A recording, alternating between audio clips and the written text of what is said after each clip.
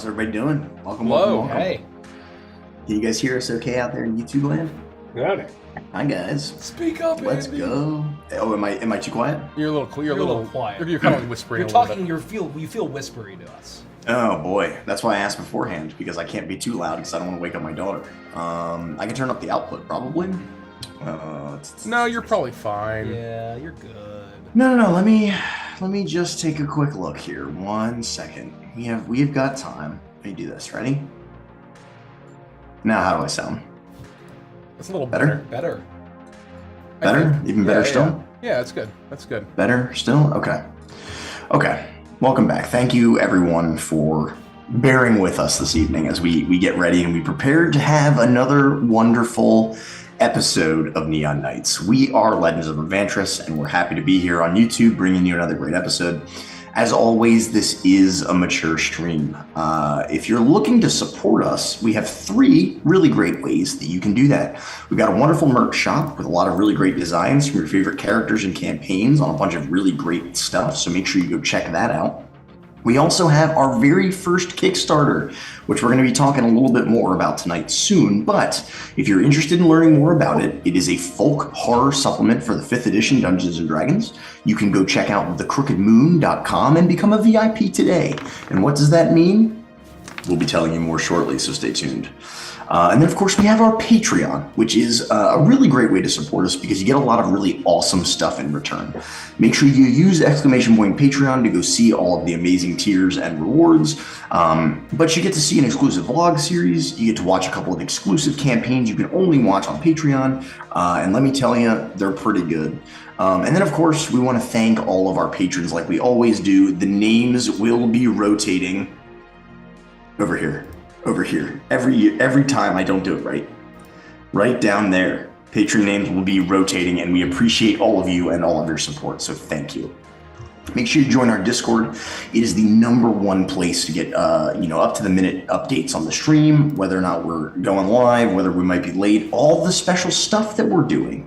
And it's the best place to hang out with us in between our awesome sessions. We have a really great community that we've been building over the course of 6 years now. So make sure you join today. And then, of course, for all of our socials, like our Twitch, our TikTok, our podcast, make sure you go to strodcast.com. That's strodcast.com. And then, of course, tonight, and during all episodes of Neon Nights, we will not be doing Twist of Fate. Instead, you can ask us a question with a super chat of $5 or more, and we will answer that question live here on stream. Think of it as like you're calling into a radio station. If you've got a question about the topic at hand, we'd be happy to answer it for you. And then, of course, for our upcoming schedule, all of our streamed campaign content takes place over on our Twitch channel, which, of course, is Legends of Avantris. And you can tune in there every Wednesday for Once Upon a Witchlight at 7:30 p.m. Eastern Time. The next chapter of Icebound is going to be September 8th at 7:30 p.m. Eastern Time. The first episode of Stardust Rhapsody is in less than a week. It's August 19th at 1 p.m. Eastern Time. And of course, Neon Nights is every Monday at 8:30 p.m. Eastern Time right here on YouTube. And then, of course, we've got a couple special announcements. One of them is that we are about 30 patrons away until Derek will have to cosplay as Bitsy and he will be shaving his beard. We have to get those 30 patrons before September 1st. I have a feeling we're going to do it by Friday, just based on the way things are going. So we're gonna see an awesome Bitsy cosplay as soon as that makes sense to do on stream. And I'm very excited for it. And then, of course, if you become a member right here on YouTube, you get access to a bunch of really great emotes like the ones that we have on Twitch. We are still working on unlocking a lot of those slots, though, so please bear with us. The more members we get, the more emotes we unlock, so keep that in mind. And of course, I would like to thank a few people. We have Yami Kitty Cat for the $10 super chat. We really appreciate the tip. Thank you. We have A Lover's Rose, Jessica, Lady Alexandrana, and R Hawk have all become members. So welcome to the Honk Legion. We appreciate you. And then lastly, I just have to make sure that these,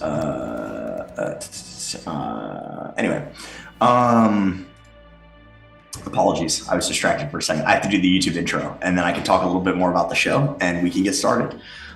So here we go. I'm going to do the YouTube intro. Is everyone ready? Bear with me, my brain is mush. Hello, and welcome to another episode of Neon Knights and Avantris Talk Show. We would absolutely love it if you could like this video, click the subscribe button, and check that bell so you never miss an episode. Tonight's topic of discussion is character art. So be sure to leave a comment below, let us know what you think about this new segment, and suggest future topics that you would love to hear about. Also, if you're further looking to support us, be sure to check out the Patreon, the merch shop, and thecrookedmoon.com for our very first Kickstarter. So gas up your Corvette, tune into your favorite synthwave station, and cruise with us as we enjoy another one of these beautiful neon nights. Okay, let's get started. Not sponsored by Chevy. Not sponsored. Yeah, I know. We always say that. It's just a synthwave vehicle, and for full clarification, We'd love to be sponsored by Ferrari, though. Yeah, we'll see how that goes. Also, George Hutter, thank you so much for gifting a membership to our YouTube channel. We really appreciate that. Okay, so we're going to jump in. We're going to do our first segment is usually a little recap on the week's sessions. So as a disclaimer, as always, there will be very mild, potentially light spoilers for Icebound. Nothing major. We're not going to spoil the episode, but we are going to talk about it a little bit. So just be aware that there may be some light spoilers. We've got some cool updates, some post-Gen Con thoughts. I know we've kind of dove into that a little bit this past Wednesday, but I'm sure we've got a couple more Gen Con thoughts. And then we're gonna dive into the show, in which we have some advice on kind of how Kickstarter works.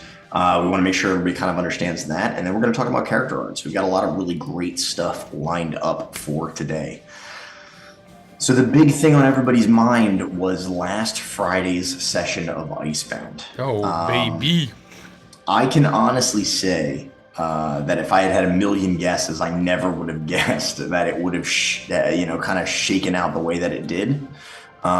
So I guess I want to hear from our two players, in addition to me here at the table. What did you guys think of the session, and where do you think we go from here? With as little spoilers as you possibly can. I will go, without spoiling it. Friday night, I said this at Avantris and Chill, so if you're new, go watch all of Icebound. Strongly recommend. But Friday proved that it is not impossible to run cosmic horror in TTRPGs, in Dungeons & Dragons. I think that, obviously Call of Cthulhu is very well equipped to run cosmic horror. Some people say that it's impossible in D&D, but I believe that Friday night proved that you can run it in D&D. And I actually think that's one of the theses of our campaign. And this isn't just my marketing brain coming on here. I'm talking about the Crooked Moon a little bit in comparison. Because we're getting a lot of comments on our Facebook ads basically saying, Deep 5e fucking sucks. It sucks for horror. If you're doing horror, why the fuck would you ever do 5e? Yeah. Why would you do another system? A lot of comments like that. And I believe that Derek didn't mean to kind of prove all the haters wrong. He didn't mean to dab on the haters, but he proved that you can do cosmic horror in 5th edition on Friday. And I think a thesis that we have with the Crooked Moon and everything that we do is that you can have 5th edition and have good horror, tense horror, well done horror, even when the characters feel powerful. So we're going to be taking all of that, and so I think that was my favorite part about the episode overall, without spoiling really anything else. I think that's a really good assessment, and I think that's very insightful. And we're going to talk a little bit about the Crooked Moon in a bit. So hold on to those thoughts, because I'm sure you'll have more opportunity to talk a bit more about that. But I think that's a very insightful assessment. Rich? Yeah, I think for me, it was we had like some of the most emotional, like intense RP moments that we ever had on stream.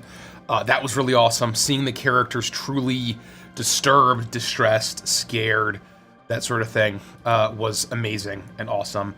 And being able to, I just love playing Yornir because it's like a druid. While I'm not a big fan of the class overall, having that such an amazingly huge toolkit where just the right spell at the right time can be so flavorful and fun, and especially in a Derek campaign, you learn a lot if you do the right thing. But I mean, I think Yornir in particular, with like the Fearbolg stuff added in, just for some reason, he just has the right toolkit for Icebound, and that's just really fun to sort of experience He's an and Arctic shaman. Yeah, it works pretty well. Well, even when we're not in the frozen tundra, I mean, Yornir seems to just have these moments where he has this incredible toolkit that he pulls out. But before I continue, before we get to Derek, I want to thank Tuna for the 5 gifted memberships. So thanks so much. We appreciate it. Thank you. Thank you very much. That's amazing. We love your support. We couldn't do this without you, so thank you. More to your point, Rich. The RP moments, I think, were especially poignant, right? You said that we had some really high highs, some really low lows. We got to really dig deep in our RP. And so I absolutely agree with that. I absolutely agree with that assessment. I think that it was some of the best RP moments we've had in a while, I think, just because of the surprise and the shock. Derek, what are your thoughts on being the one who orchestrated this absolute nightmare that we lived through? Mostly gratitude and a big thanks. I went into this session preparing it like no other one-shot I've ever prepared for. There are so many handholds that you normally have at your disposal as a dungeon master when you're doing any other kind of adventure that don't work in a cosmic horror themed adventure. And trying to find the solutions, I've been banging my head against the wall for 2 years. And it was even just the day or the day before where I was like, do I have it? Do I have it? And listening to you and what you wanted to do as players and having the ammunition there ready to go led to those dramatic moments, those wonderful RP moments. And I'm really, really proud and grateful, that I have the players that I have at my table, but also that it landed, that it seemed to have resonated with y'all, and that feels really terrific. So thank you. Yeah, I mean, you executed brilliantly. The best part is it's only like part 1. I mean, we're not done, right? We're in the thick of it where we ended on that mega cliffhanger. So I'm excited to see where you continue to execute, and my hat is off to you. Kudos. Well job. Well done. I always try to make sure I thank whoever's running the game. But extra shout out to you for the great job that you did. I've also moved my microphone in closer in case I'm sounding a little faint. I hope that worked. Yeah, let us know. Before we go on to the next topic, I wanted to answer a quick question that we got. This is actually pretty poignant. Mimi asked the question with a $10 tip. Thank you so much for your support. We really appreciate it. They asked this in the Discord, but they wanted to know, would Mikey be open to doing a future pregnancy announcement as Chuckles? Love you guys. Your campaign has gotten me through the worst month of my life. Lots of love. Thank you so much for the kind words. We're actually in the process of setting up a cameo. So if you want Chuckles to say anything for you, soon you'll be able to request that on Cameo. There will be more details coming. We'll let you guys know. But that seems like the perfect avenue for something like that. And I would love to see that happen at some point. So we'll keep you guys updated. Awesome. So that's pretty much it for our Icebound recap. Any other thoughts or predictions from the gang that is not named Derek? I just have to. I hate having to wait 3 to 5 weeks between sessions. It fucking sucks. Brutal. Makes it. There's a little bit of extra poignancy though. It makes it special. It makes it right. special. Icebound night feels like let's fucking go. Yeah. Like, let's do this. Yeah. Any final thoughts? Not for me. I have predictions, but I think they're a little too spoilery. I like to take predictions, but I don't think I can do that this time. I think it's a little too spoilery. I can't wait. I have so much more to share with all of you. Awesome. My favorite part is that I know I figured out what's going on. Because yes, you did say that. That's right. I technically cheated. Even though Derek was very willing, I think, to after a session, Derek feels really good, and he's willing to spill the beans. And so it's up to the players. Richie and Andy are really good saying, don't tell us. Because Derek would tell. And so Derek and I were very tight-lipped about at least I could be wrong. I could be entirely wrong.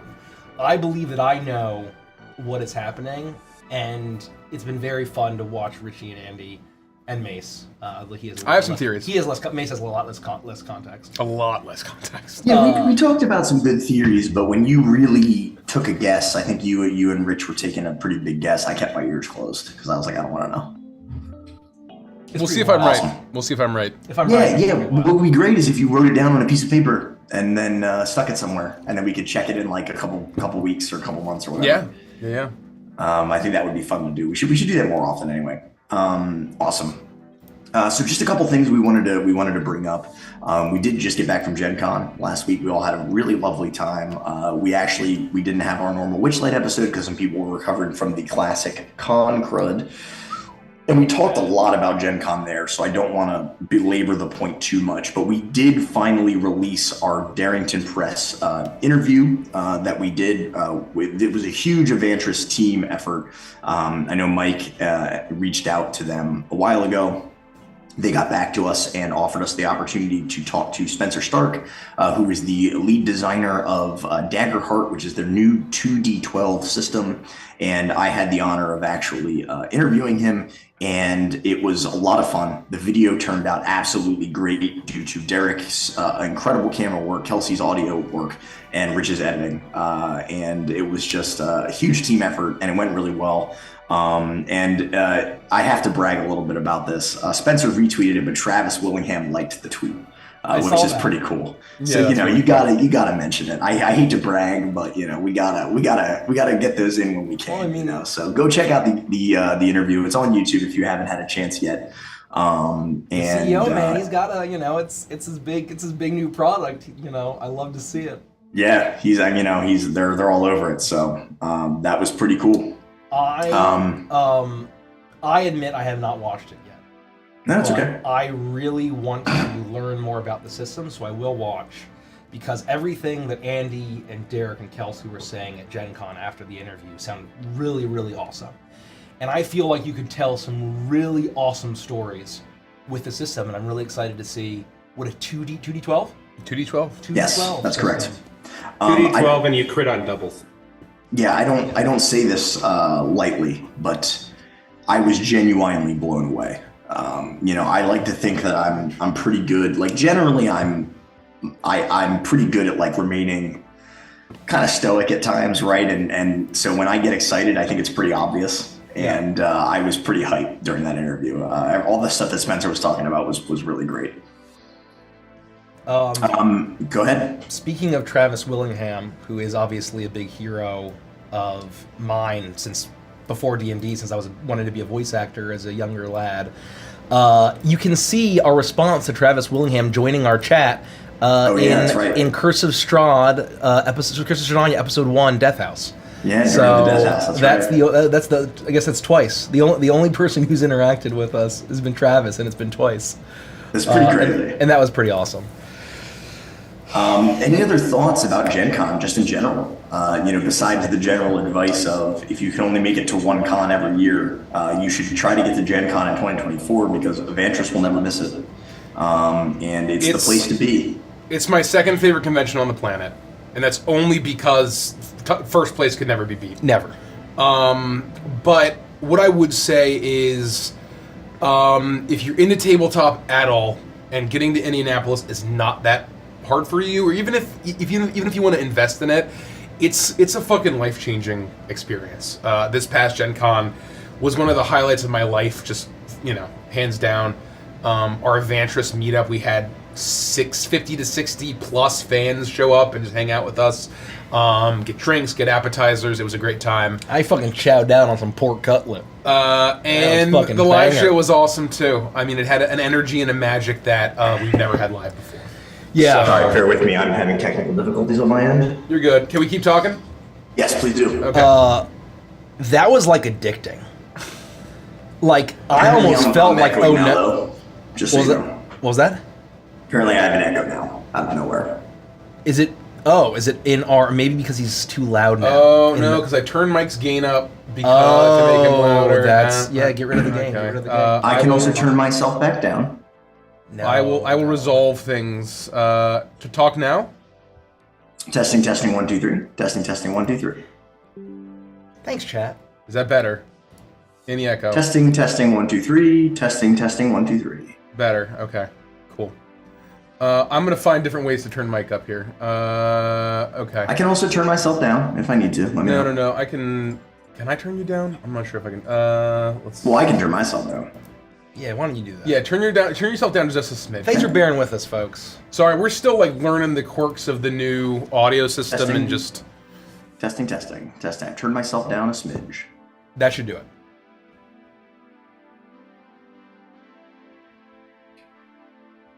That should. Testing, testing, testing. That should fix it. There's no fucking way that these mics are picking that up. Testing, testing, testing. Because I can also turn you up here so that they can hear you easier. Yeah, I think that's great. Okay. Yeah, let me know. Let me know what I need to do. I'm flexible. Okay. I think so we were talking about general Gen Con thoughts. Please continue. Yeah, so come to Gen Con. If you can't make it to Gen Con, we go to PAX Unplugged every year. It's unfortunately way worse than Gen Con. It's still good. Way worse does not mean that it's bad. It's just smaller. It's like it's a lot miniature version. smaller. It's only 2.5 days long. It's not close to the magic of Gen Con. It's still fun. It's still a good time. And we'll be there. And we'll do a hangout for sure. We may or may not have a live show. We'll see. TBD. Yeah. If they really plan at the last minute for that convention, because they do how many conventions a year? 7 a year? 7 PAXs That's a year? crazy. Something crazy? So we know that they are planning relatively late. So we will discuss. After, we'll see how conversations go. In the meantime, if you're anywhere near Madison, Wisconsin, there is a chance that at least 3 or 4 of us will be at Gamehole Con. So I don't know if we'll do like an official meetup, but maybe if people are around and they're at the convention, we can, pick a bar or a restaurant or something and pick a time. So that's it. Gamehole. Yeah. Gamehole Con. That sounds good. I'm very excited for Gamehole Con. I'm going to try to get there even no matter what. So I'm planning on being there. By hook or by crook. Exactly. Any other final thoughts about Gen Con / PAX Unplugged? No, it was amazing. Thank you so much Awesome. to everyone who came in. I can't wait for next year already. Yeah, Like, it's one of holy those fuck. things where, like, when you have the 3 big ones that you go to every year, Yeah. the day after you're like, it's a whole year now. And that hurts. But it comes up quick, I gotta say. It does. It does. Gen Con felt like a world away in January. And I blinked and it was here. And so, and also if you were there and you really enjoyed it, if you let them know you love the live show and all of our stuff, it helps us negotiate for a bigger room next year. So, Yeah, we tried to get even bigger than that. They would not budge. correct. Now we proved that we can easily overfill a room like that, so.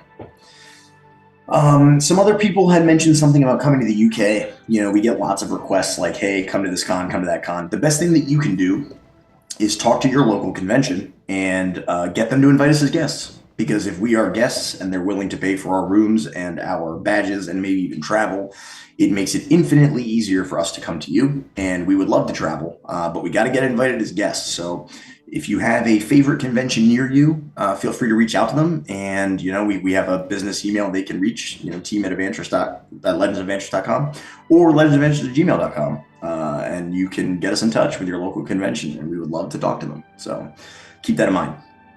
Next, we are going to, obviously, we're working on our first Kickstarter. That is not a secret any longer. If you haven't heard, it's called The Crooked Moon, and we are very, very, very excited to be bringing all of you tons of sneak peeks and lots of great stuff.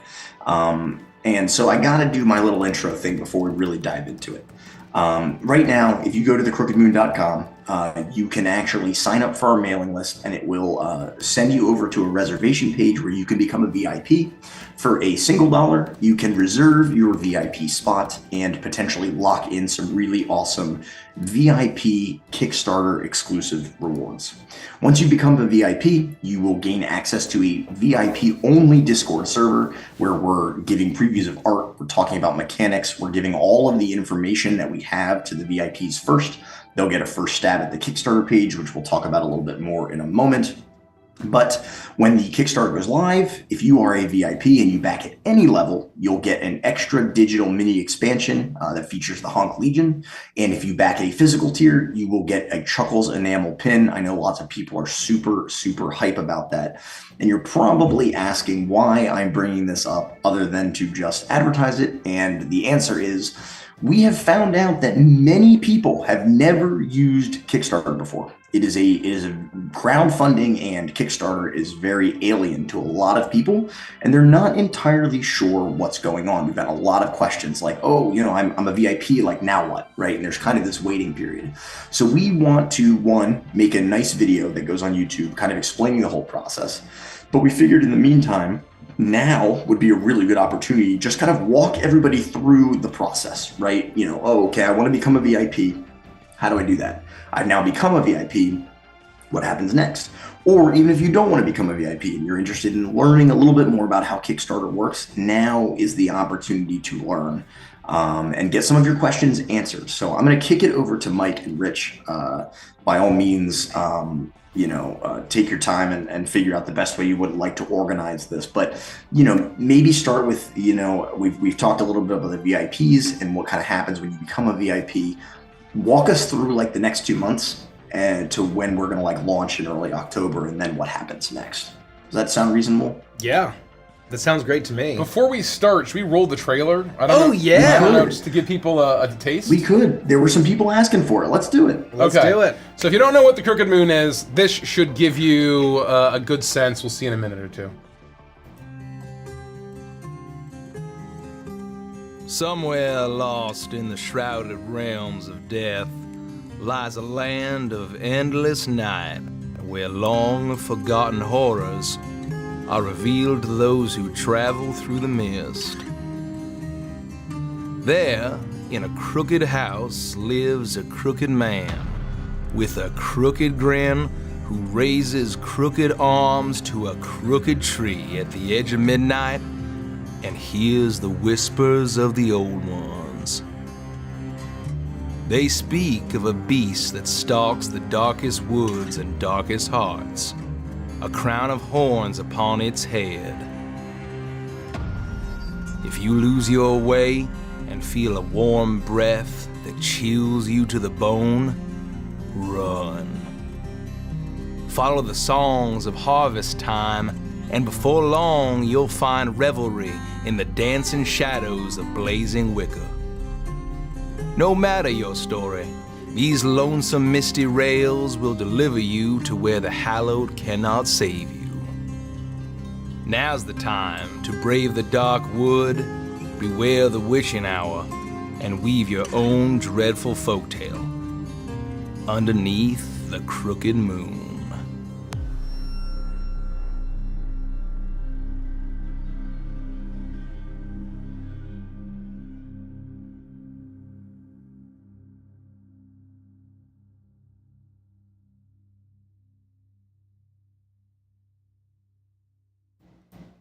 Hey, okay. So There it is, First folks. off, that's there it is. I also need to correct myself because I've been saying trailer, but the reality of the situation is that's just a teaser. We have a real trailer coming. Like, it's going to be a beautifully produced, amazing trailer. And if you think this trailer is awesome, wait till you see the real deal. I believe that won't be ready until we're about ready to launch the Kickstarter, and then it'll be visible on day one, I believe. Correct me if I'm wrong. We're hoping the VIPs will have the first sneak peek at the trailer. Yes. And I've been going back and forth with the blasting company, who has produced the song. That's We got right. the instrumentals back, and the vocals are next to be recorded for the trailer song. So it is. Yeah, we're calling it a cinematic. I mean, it's basically a cinematic trailer. Is the industry term? Yeah. Is the industry term apparently? It's a cinematic. And so yeah, we're very hype. So we got some time, right? Our current target launch is going to be early October. We've kind of set a date a couple times, but we're not totally getting that out there. So we got about a month and a half. Right? We'll call it a month and a half until the Kickstarter goes live. We know that the best thing that everyone can do right now during this waiting period is become a VIP. And I've already kind of explained how to do that. Make sure you go to thecrookedmoon.com. Make sure you reserve your spot, get your email, join the Discord, enjoy all of the sneak peeks and the first cracks at all the information. So then we can fast forward a little bit, and we're in early October. And what is that going to look like, guys? So basically, if you become a VIP, you have unlocked perks that gives you immediate access to the Discord, which is the immediate access. Then, when you're a VIP, you will be able to kind of look at the tiers ahead of time, look at the pricing ahead of time, look at the page and all what our page will look like ahead of time. The whole damn page. Give feedback. Hopefully with enough time for us to kind of make changes if there's kind of overwhelming feedback, and then also kind of get first dibs. We'll email you at least 3 hours before the whole rest of the list, and you'll know that we're live about 3 hours beforehand, and you'll have first dibs. And then when we go live, and so then you get first dibs at all of those really juicy tiers that have limited numbers. I'm not sure how many we're doing of those. That's right. But then the Kickstarter goes live, and you are able. And so the way that Kickstarter works is a crowdfunding platform. So I just go into the real basics. Yes, please. Well, real quick, I want to say, once we launch, you can no longer become a VIP. Yes, we are shutting that off, and you will no longer be able to get the Chuckles pin or the Honk Legion mini expansion. That's right. That's going into the vault forever, and so you have to do before we launch that, and then that's your last chance. Yep. You got a month and a half. You have a month and a half to become a VIP. Once again, if you want that, and then so if you go in and you see the other two pins in that set of Chuckles and the other two that are Kickstarter exclusive as well, and you're like, oh man, well I want the Chuckles pin. Unfortunately, that's it. Your time will be up. And so then the VIP program ends, and the campaign begins, and we will go for about 30 to 32 days, I think. We're thinking about. We still haven't decided exactly how long it'll go.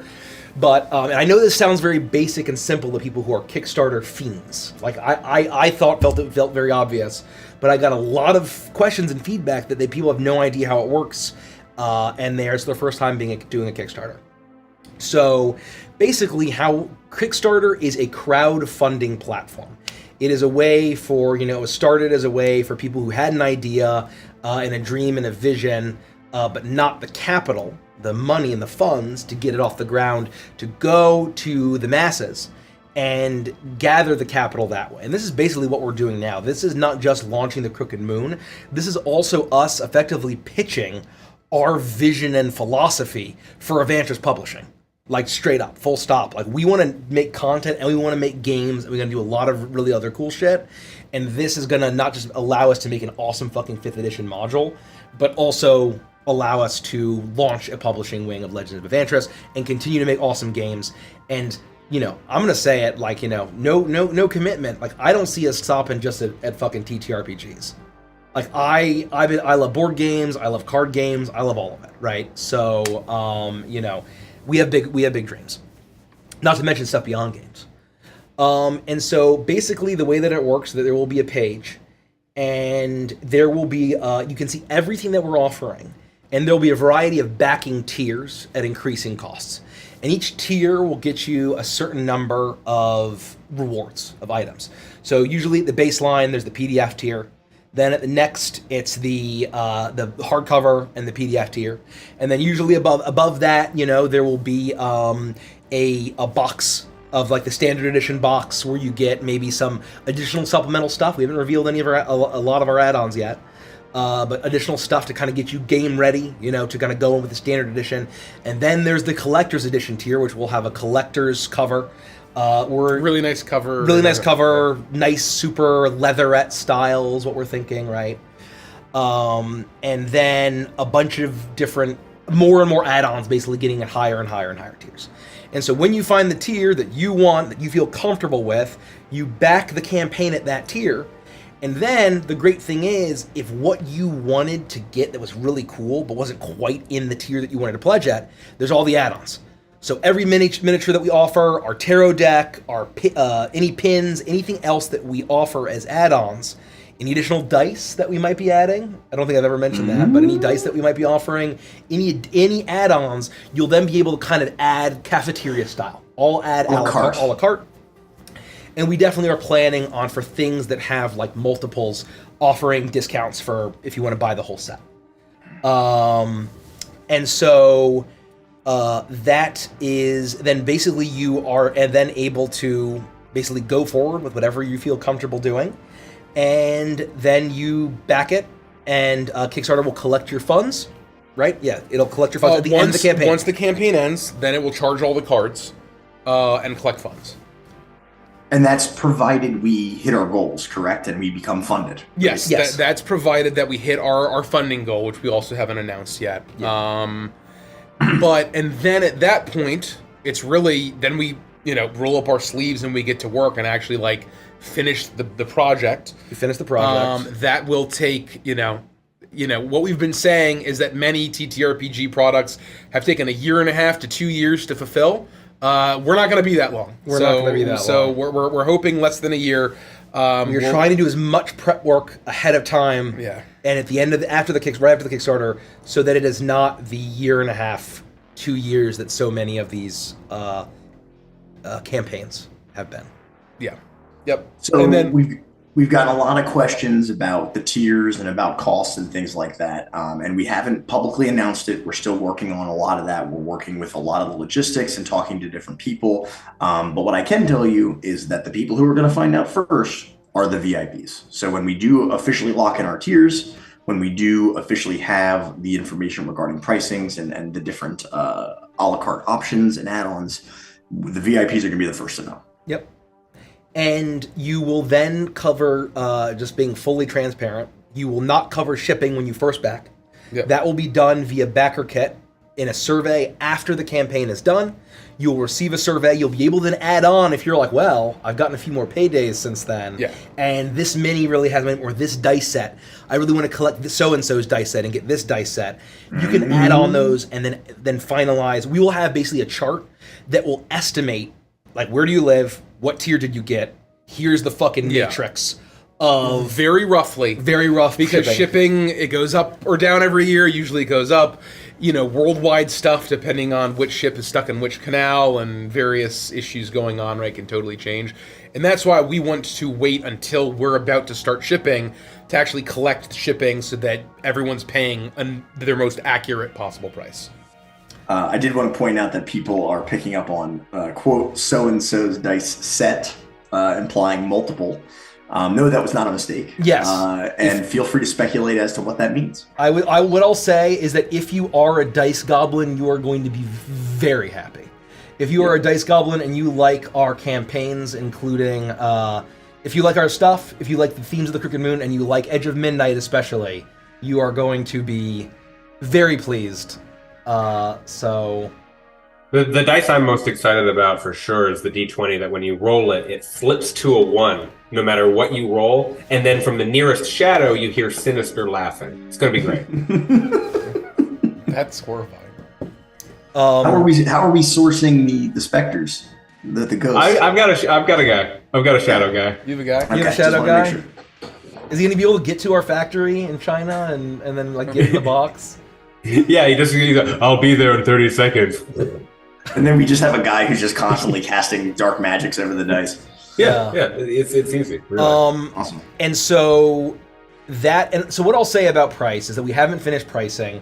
It will be relatively comparable, is what I will say, to other TTRPG Kickstarter campaigns, right?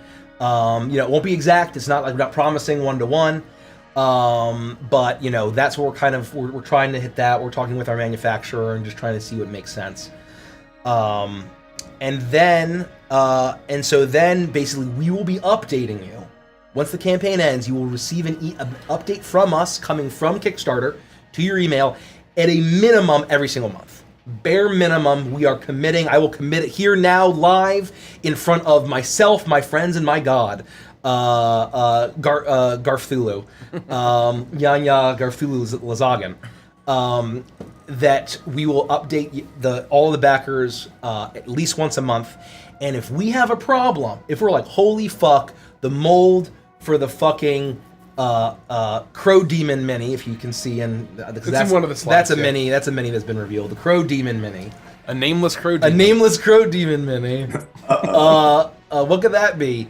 The molds got fucked up, and like this is going to act X number of times. That hasn't happened. That doesn't happen. That's just an example of something that could happen. It could happen. Transparency is key. We That's want to what be we're very trying to do. transparent. Extremely transparent. We don't want this to feel like a Wizard of Oz. We don't want this to feel like, oh, well, don't peek behind the curtain.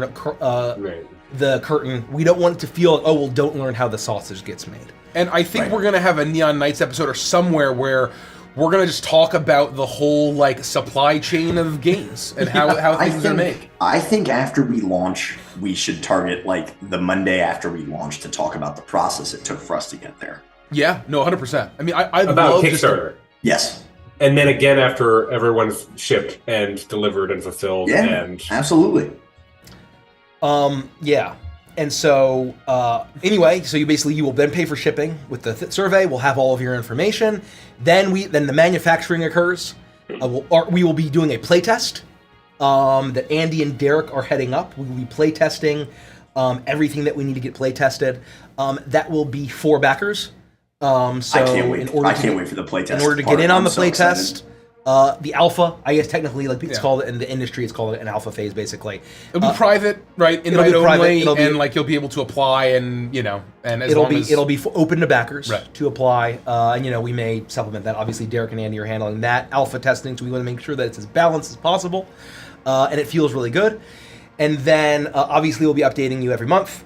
And then manufacturing gets done, and then, which a lot of people don't talk about, is that once the game is made, it needs to go on a fucking ship across the fucking ocean for months. For fucking... Not just oceans. Oceans! Across the entire world for months. And that takes about, what, like 3 months? 4 to 6 weeks. 4 to 6 weeks, okay. Well, that was a lot, I was off, but it's on the sea for quite a while. We'll say 6 to 10 weeks. Yeah.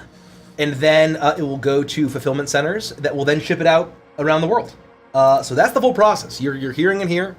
And like Richie said, we are committing to not have it take as long as a lot of these overdue campaigns. Or else I have to watch Quantumania. Or Richie has to watch That's right. Quantumania. Oh, No, God. it's a double feature and Moonfall. And Moonfall, that's right. Moonfall. That's right. And so we are gonna make a bespoke video, basically going through all of this stuff again. But if you do have questions, don't hesitate to reach out. Even if you're not in the VIP Discord or either way, you can still ask us questions.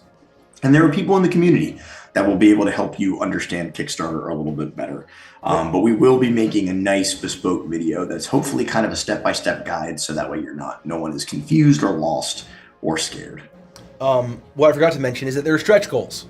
So we have basically a goal that we need to fund at, and then Kickstarter works is that basically that if we keep we hit our goal, what are goals after we hit our goal?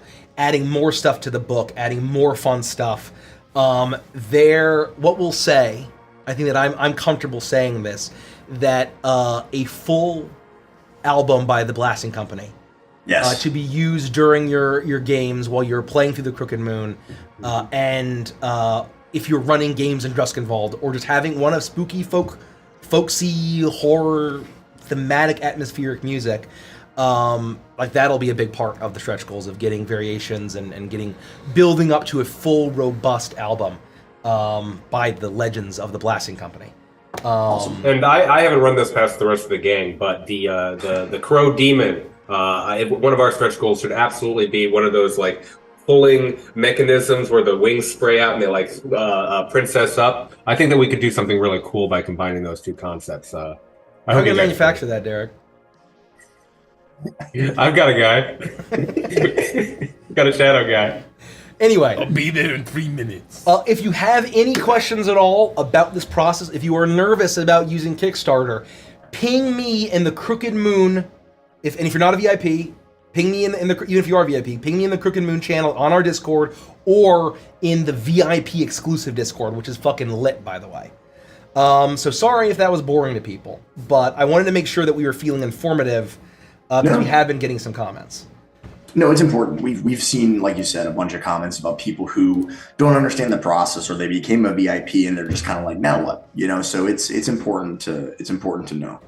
Any other thoughts on the Kickstarter process? We are at 1,050 VIPs away from the Baba Haga reveal. So we're pretty. That's not terribly far. 1,050 Yeah, we're from the about Baba to crest Haga 2K. reveal. Less than 1,050. So Which if is you want to amazing. see the Baba Haga of Legend, I strongly recommend. Like most people don't even know what that means, which is amazing. Our Baba Haga brings all the VIPs to the yard, That's right. is what I That's all understand. I'm saying. Tell your friends. Real quick. Sorry, go ahead. No, just Baba Haga. Baba Haga. Hashtag Baba Haga. Baba on my Haga till I hut. Anyway, so we do have a question. And I'm excited to use this as kind of a segue for the topic for tonight. I agree. The question was from Corin the Dice Smith. How excited are you all for Stardust Rhapsody? I know I'm really looking forward to it. I also hope you enjoy the campaign launch gift I sent. We'll be sure to be checking the mail this week to make sure that everything has arrived safely. We really appreciate your super chat. And I, for one, can say that I am terribly excited and also scared and a little nervous. This is our first new campaign launch since Once Upon a Witchlight, which launched about a year ago. Holy shit, you're right. So it's a pretty big deal. And I know a lot of folks have said, oh my god, this is the first time I'm going to be around for a launch of the campaign, for a launch of a brand new campaign. I think that's true for 99.9% of our audience. That's fucking crazy. Dude. At Wow. the time, we had less than 2,000 subs on YouTube when we started Witchlight. We now have 250 almost. So 250,000. So Crazy. it's going to be a big new thing for everybody, which is really cool. I think that's awesome. And I will say, oh, Derek, go ahead. I cut you off. Nope. Okay. I will say the reason that segues so well into tonight's topic is because Richie, our producer and art director, has been absolutely breaking his ass to make sure that all of our art assets are in order for Saturday. Obviously, we've been very, very busy, and we have been working on the Crooked Moon, but it's obviously integral to a campaign for us to have art. And there's a lot that goes into the whole process of designing characters. It's kind of, at least for us, the way I think about it, it's this unspoken afterstep of the Avantris character creation process. Here on Neon Knights, what I hope is that when we talk about different stuff, there are things that you can take from these talks and apply to your home games. Now, I would say, 99% of people who play D&D probably don't get character art, don't want to, don't need to, whatever, right? But I know that some people do, even for their home game. They like to get character art, for their characters. And if you've gone through the Avantris character process, hopefully this information that we impart upon you this evening might help you further your goal of visualizing your character and having an artist execute on it, right? So Rich has really been the driver of the art creation and talking to the artists and working with us and working with them. And he's kind of the go-between, the bridge, if you will. And he does it very well. He's brilliant at it, which is why I really wanted to talk about this a little bit. I brought it up in another episode. We touched on it briefly, but we didn't really get into the process. So what I want to do is start by kind of having Rich give an overview of what the process looks like from the end of us creating our characters, you talking to us and what you ask the players to do for you, and then kind of what you do with the artist to get the subsequent finished art piece. What does that look like? What's the process look like? Yeah, so I think that this is a great question. This has evolved over time. And as we keep getting more art done, we sort of keep getting better at the process. And so the first thing I want to say is to all of our patrons out there, if you are a patron and you want to get an early sneak peek at character art, go check our Patreon. I'm not sure if you've seen it, but if you haven't seen it yet, we've basically previewed 3 characters from Stardust Rhapsody. Half the party. It is a damn good looking party. I am fucking hyped. And we saw previews of the other 3 characters today. Yes. And we also know that one of them is literally Mikey and the other one he's is literally me. Yeah, so... And I am Knuff. Yeah, people have done a really good job guessing who's going to play whom. Yeah. And they didn't even bother to go watch Mason Space to double check to see who's playing what. But anyway, go check it out if you're a patron, or if you're interested and want to see it early, and you want other fun perks kind of like that, sneak peek stuff like that. Join our Patreon. So the first thing I will say is the first thing we do before I even think about art is we go through the patented Legends of Avantris character creation process. In my opinion, that is absolutely critical to result in a decent or good art piece. You have to have a solid character. You have to know who the character is. You have to have a solid thematic core. So that's step one. Step one is we have to build the character, and we need to feel that character is super, super juicy and thematic and ready to go. The next step in the character creation or the character art process is our character creation process is very collaborative.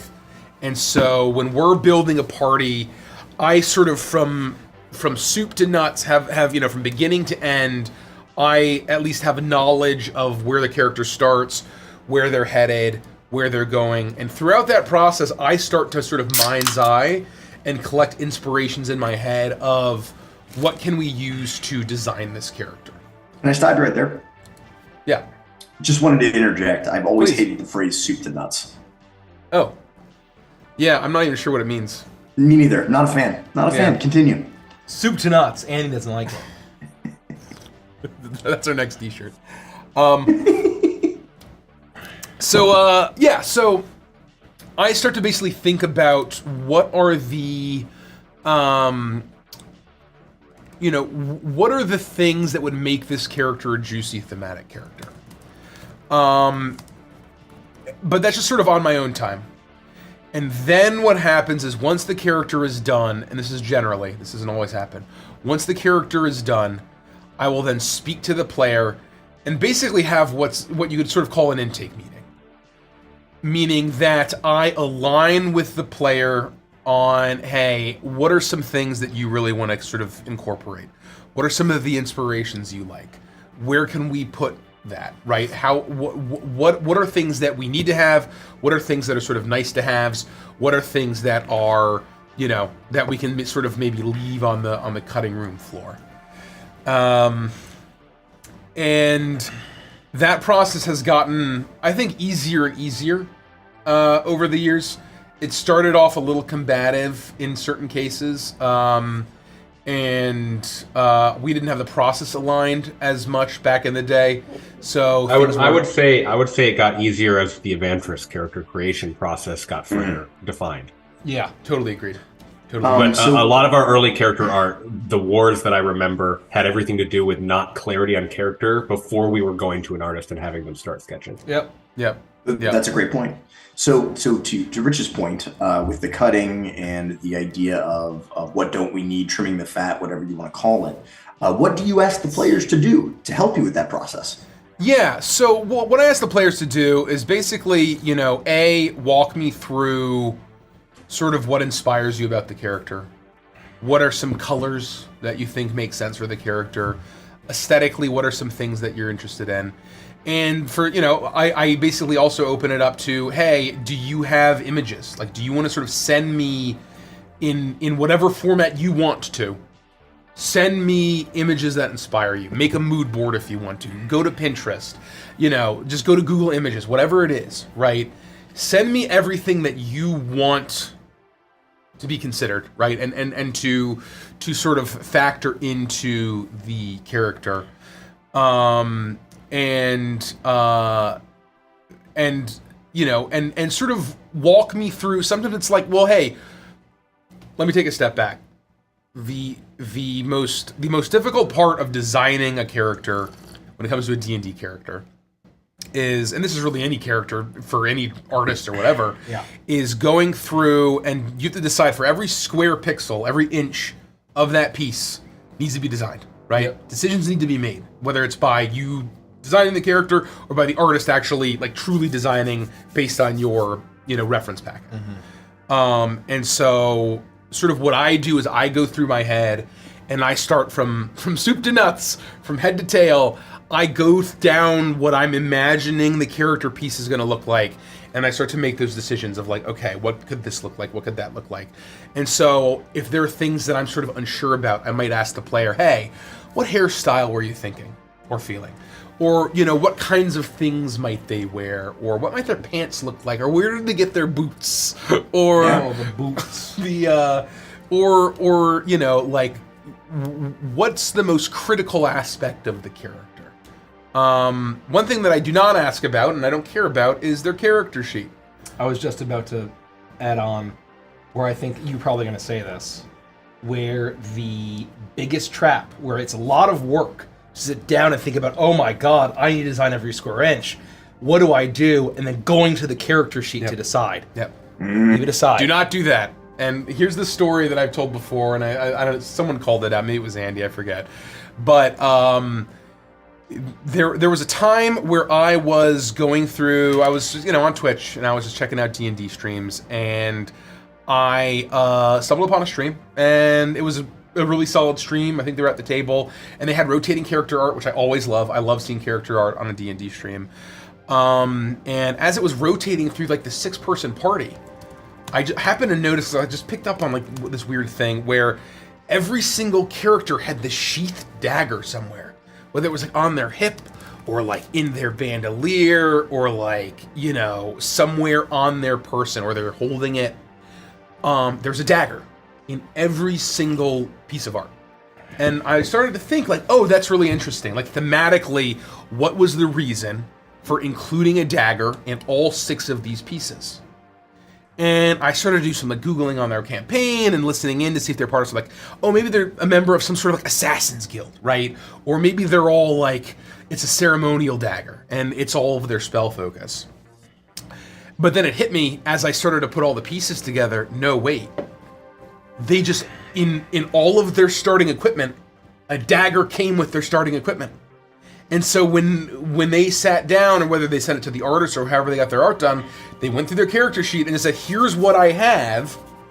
And then so they put a dagger in every single art piece, even if the dagger says nothing about the character or doesn't add to the theme or the ness of the character. Artist, I'm not seeing my 50 feet of hempen rope.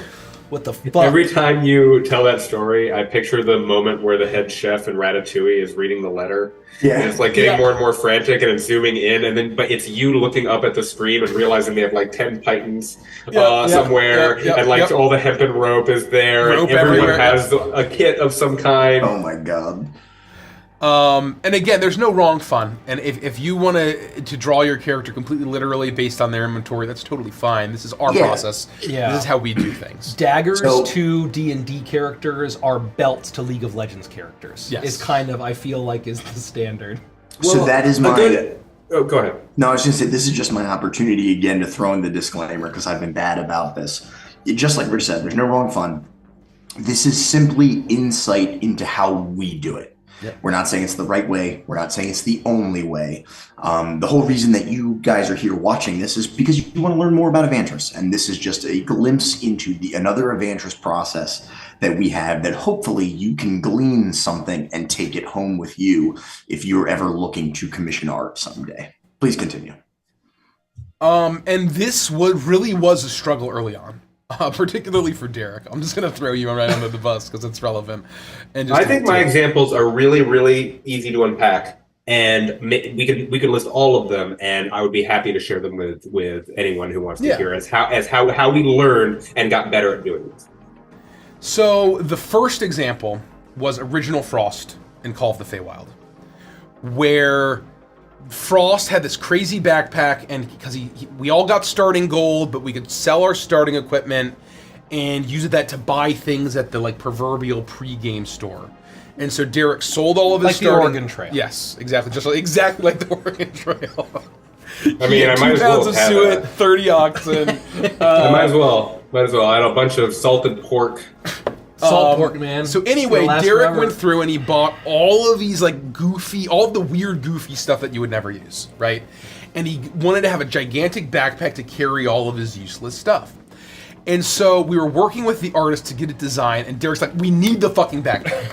And I was arguing with him like, Derek, it doesn't say anything about your character. He's like a kung fu guy. I still could make an argument that that's not the case. Oh, but okay. please continue. Get out of here. But anyway, I think that the Derek and I went back and forth many times. I really fought to not have this backpack. This was very early on in the process where I was still very new to sort of playing art director for our campaigns. He also was like naked and ripped. Yeah, and so there's a lot that I just sort of let slide. That makes sense, because if you read the character sheet... He's unarmored! When I went through the packet, there was a lot of... and anyway, at the time, everybody made their own packets. So Derek made his packet, Maya made her packet, I think you even made your packet, but I just like reviewed it. Maybe it was a little collaborative there. Yeah. I don't know. It was back when I was drinking. I fought for removing the backpack, but back then I just used to let things slide. I don't anymore, but I used to let that sort of thing slide. And we're working with the artist and her husband. It was they're sort of like a duo, and they do stuff together. And they're working, and they're like, they design like 5 different backpacks, and they're putting it with this like kung fu tiger guy, and they're like, I really don't think this backpack's working. Like, is there any way we can cut the backpack? Oh my god. And then finally, we're like, yes, you can cut the backpack, thank you. So that's why Frost 1 didn't have the backpack. I forgot about that. Yeah. Then the second example was when we were getting Beneath Dark Wings art done by the wonderful Dr. Cav, or Dr. Cav. Who's basically like Who's basically the Avantris Avantris artist. That was our first time working with her, though. Yeah.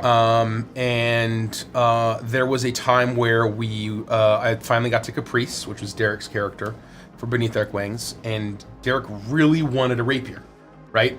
Because in his starting equipment, the bard thing that he chose was a rapier. Right? I'd forgotten that I fought for the rapier. And a crossbow, right? Well, yes. So there's a crossbow and a rapier that were both in there, and they're actually, I think, still part of his. I think they're on his mini. So that's sort of the vestige where the minis were ordered before we'd sort of gotten the art done.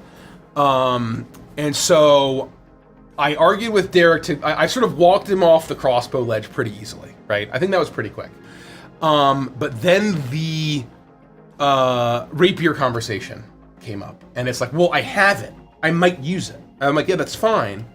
But like, how often are you going to use it? It's like, oh, well, I don't know, in case like somebody walks up to me. It's like, okay, well, let's say Caprice is just in a battle. How is he going to fight? Oh, well, he has vicious mockery, and he's using all these spells, and he's playing his fiddle, and he's using his cutting words. I'm like, does that have anything to do with rapiers? And it's like, oh, no, it doesn't, right? Eventually, we got to the point where we got rid of the rapier. And I thought you were going to get into the fiddle. Oh, the fiddle is where we had the most friction when it came to Caprice's design. I agree, but that's a different point. So I think for this point, right? This is the character sheet. Is that just because something is on your character sheet, do not feel like you have to get it included in your character art. Right, and that was good direction. I will always agree with that. Caprice is a better character art without a rapier and a hand crossbow on it. So let's take a step back. Yeah. Let's think about where we're at here. Those are fantastic examples for how we've all kind of learned. And we pick on Derek because he's a very good sport, but we've all done it. Every single one of us is guilty of something similar over the original years. Gricko fucking sucks. I hate him so much. Trust me, I'm with you. I'm so sorry. People who like it, I hate him. So we're not picking on Derek. He's just a very good sport about it, and he lets us bring up those times. So I volunteered. Where we are currently, there's kind of a Rich is our art director. He's got the mind's eye. We do an art packet phase. That's always my favorite part, putting together my art packet. Rich will review the art packets. We make sure that everything is looking thematic. We make sure that there isn't anything unnecessary within the art packet. We again, it's very collaborative. We go back and forth. We argue. We discuss. We debate. We ultimately come to some sort of a conclusion, a unified vision. And then, Rich, you take the art packets over to the artist. And then what happens? So, well, I think that the step that we're missing there, right, is that I will get whatever I get from the players, right, is not what goes to the artist, right? Right. I always translate. So then once I have my intake, once I've talked to everyone, once I know the characters, then I will sit down by myself and I will build a deck, a PowerPoint presentation, basically. Google Slides is what we use. And I highly recommend this because every single artist that we've worked with, they're like, "Oh my god, this is such a great way to have have a reference packet." Yeah. And I think it was the first time for all of them having it in a PowerPoint presentation.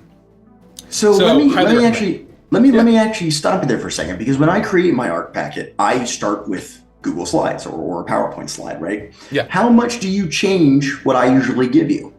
I change everything, and totally. I don't leave anything that you give me intact to the artist. None of that actually goes to the artist.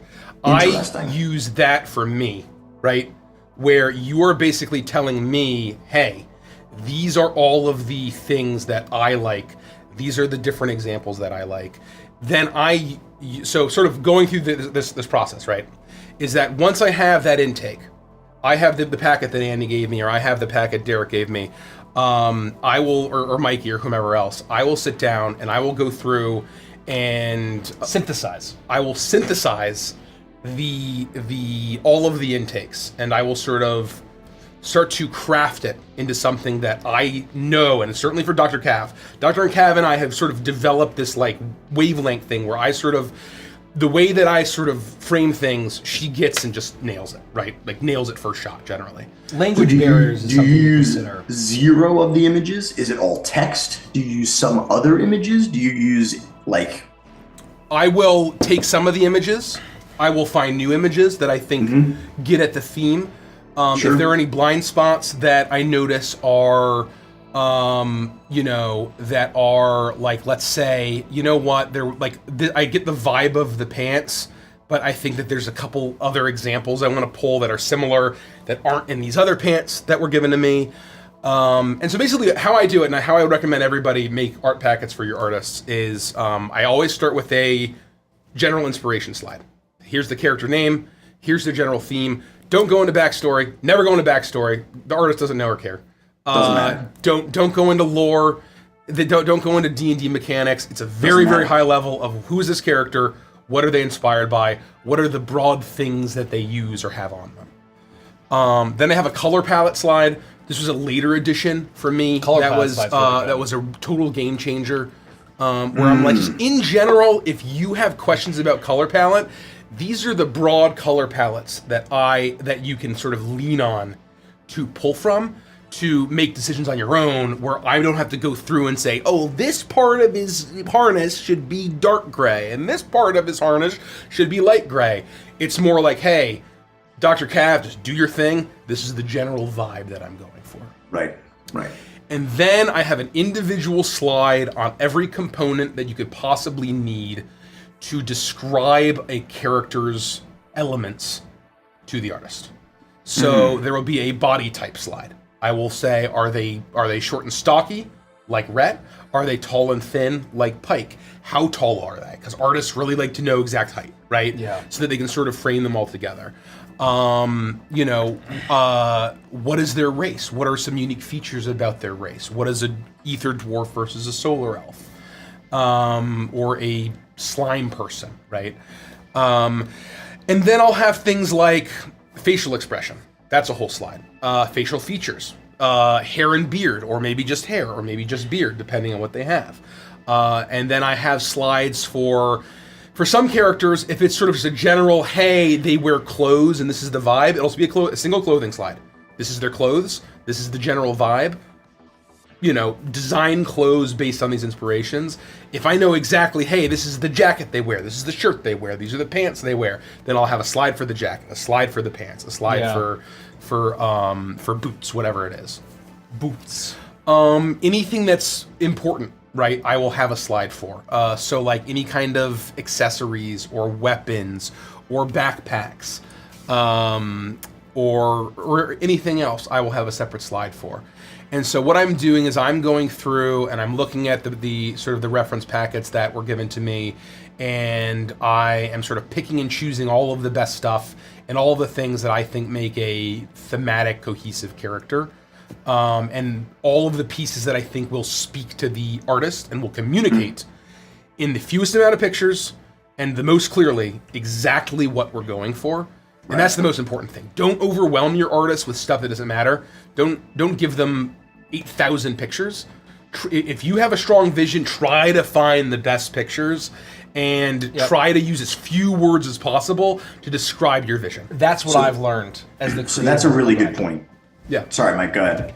What I've learned is basically, so for the Crooked Moon, I've taken the mantle. Richie's still our art director for parties and always will be. But for the Crooked Moon, I've taken the mantle of creative director, including art director, and learning how overdoing it with images can oftentimes, you think, oh, it's providing a bunch of inspiration, like they would want to see more. And it's actually the opposite, where basically they may just hone into one part of one image that wasn't quite right, but because you said it, it gets confusing, and then suddenly they go off into a tangent where it's like, oh shit, we need to back up, and then they've wasted all this time. Yeah, so be very thoughtful and clear and concise. I'm still working on that. So I think that's really good advice. And what I was going to say was kind of on the flip side is that Rich acts as the barrier or the filter, because I bombard him with images and then he distills it down to what's important. And I think that works really well, because I always tend to, when I'm giving Rich my packets, give him way more than necessary as opposed to too little. I can't imagine how frustrated you would be if I gave you too little. I'd rather give you too much, and then 100%. We work together to trim it down, right? 100%. And then you distill it even further to get it to the artist, and yada yada. And there are times where I don't necessarily work with the player ahead of time. Especially lately, Mike's been so busy. He's like, look, I trust you. You sort of know the vibe. Just go for it. I don't give a fuck. My characters too, right? You know what I'm trying to do. I'll spend about like 7 to 10 hours usually just going through Google and Googling stuff. And I will start the packet with hundreds of images. And I sort of organize them just on blank slides where, like, I know, this vague vibe has these pictures. And, I'm looking up Overwatch 2, and I have like, 35 images from Overwatch 2. I have a bunch of images from Warhammer 40K. And so even when I'm doing it myself, you start, and it almost aligns perfectly with the character creation process. I start with hundreds of images, and then I start to pare down what actually do I want to show. The amount of pictures I delete and don't ever use or show is insane. So once we get through that process, and you have refined the art packet for each character, or whatever character you're working on, you send it over to the artist. I assume that your communication is different depending on who you're working with. I know that occasionally what ends up happening is we get back some sort of a sketch, we have feedback, and it basically just becomes an iterative cyclical process as it goes from sketching to coloring to rendering and adjustments. I don't want to spend too much time on that, but give us some thoughts about that iterative process, the back and forth, the adjustments, the comments, the feedback. Yeah, so all of our artists are very gracious and collaborative. And even the artists that generally, for their general commissions, like, I do not do feedback, I won't make changes, like, they work with us and they make changes for us because it's a very important part of our process and how we do things. It is very rare that a character comes back 100% perfect with no changes. So there is feedback at every stage. Generally how that works is the first sketch that we get, that is a colorless sketch.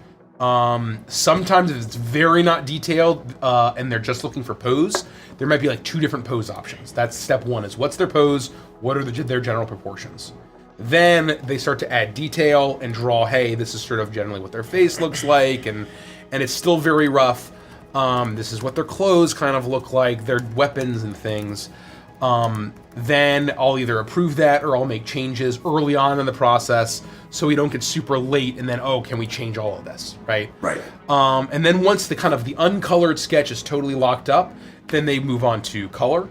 And then they'll start to sort of color things in and send a very rough, this is the general color scheme.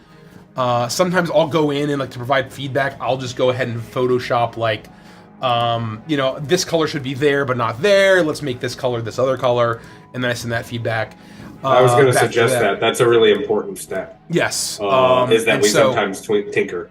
Yeah. If you have Photoshop skill, I highly, highly recommend, I've never had an issue with an artist basically doing my own like very sloppy, rough mock-ups, sending it to them. They've never had a problem with that, and they appreciate it. I think it's invaluable, honestly. It's very next direct. on my list of skills to acquire to help Avantris is I need you and Derek and Kelsey to basically sit down and give me a 3-person seminar on Photoshop. But that's not 100%.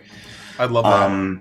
So basically, let's wrap up the actual process here, because I've got a lot of really good questions that I want to ask you and some of the other people that are involved here too. Because even though, Rich, you are the leader of when it comes to the character art direction, I find the process very fun. I enjoy it, right?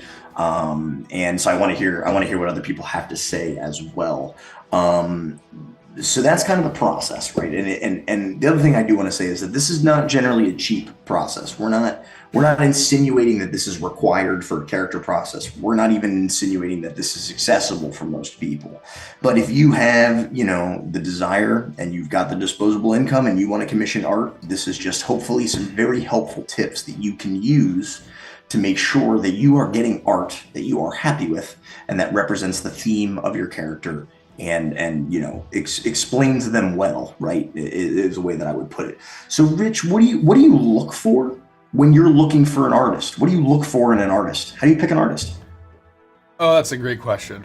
Yeah, I know. It's extremely difficult because Avantris has a very specific, unique style, I think, that we have kind of honed over the years. And for me, I will look through, and Mike, usually if we're looking for new artists, Mike and I and even everybody else, like, hey, let's, we all sort of chip in and start to we go on ArtStation, we scour Twitter, looking for artists, and the number one thing that I look for first and foremost is style. Yep. Does their style match the Avantris style? Not that we're necessarily against other styles, but I think regardless of what we do, we like our campaigns to at least match across each other, right? To some degree. Obviously, and this is for character art, not our products. Correct. This is character art. This does not apply to any of our products. And so the Avantris style, it's kind of interesting, right? Because 3 out of our 4 sort of artists for main campaigns that we've had, we sort of eventually found them all through World of Warcraft fan art. Oh yeah, that's true. And that wasn't even necessarily intentional, that we decided, hey, we want our art to feel like World of Warcraft. But I think something about this, it's very stylized. Yeah. And it's almost very cartoony. I've never been a huge fan of the super realistic, painted, hyper realistic, fantasy character art. Yeah. It's not bad at all. It's just not my style. Avantris. And it's not Avantris. And so we sort of decided very early on, we first worked with Onska back in 2018. Wow. We sort of established the Avantris style as being stylized. As, a gnome can have a head that's twice the size as, their body, right? Because that's just sort of they're very stylized, fantastical body proportions. The beards are big, or things are exaggerated because everything's stylized. And to me, that feels more fantastical. It gives it a lot more character. And when you have a stylized art style, in my opinion, you can drive theme so much harder than if everything had to be super painterly and realistic, hyper realistic. And it needs to evoke something in real world. Right. You run into a lot of problems with that style for animal people, where Cremy inevitably would end up looking like an alligator in a suit. Yes. Or you see a lot of Tabaxi art where it's literally like a photoshopped cat head. It's this photorealistic house cat head on top of a human body. And it almost looks uncanny valley. It's like, what the fuck? Oh, I don't. I don't care for I'm not into that. But then you look at Iris and or Frost, and in my opinion, they don't at all look like that looks like a tiger person or a cat person. It has a level of realism that isn't realistic. Yes. It's grounded within the world. Yes. But it's still fantastical. Yep, 100%. Yeah, Mike, I totally, you mentioned now that you're taking up the mantle as art director for the Crooked Moon. So if you have thoughts about what you look for in an artist, obviously we're talking about character art, but please feel free to jump in about, thoughts about looking for an artist or any of these things. Feel free to jump in, man. Don't let me cut you off. So, I mean, when you're doing art for a book, you can't be nearly this thorough Sure. as Richie is with the character. And obviously this is something that's like, it affords us the ability to be this intense. So when you're doing a product, it's, I started on ArtStation, and I found some people through Twitter, and it's basically all about style. And if there is a style that's like, holy shit, I could see X scene, X character, X thing from this book that we're doing, in this style, and I really want to see it done, I immediately reach out to them. And so I think I reached out to over 100 artists probably to kind of narrow it down. And availability and cost and all that stuff will help determine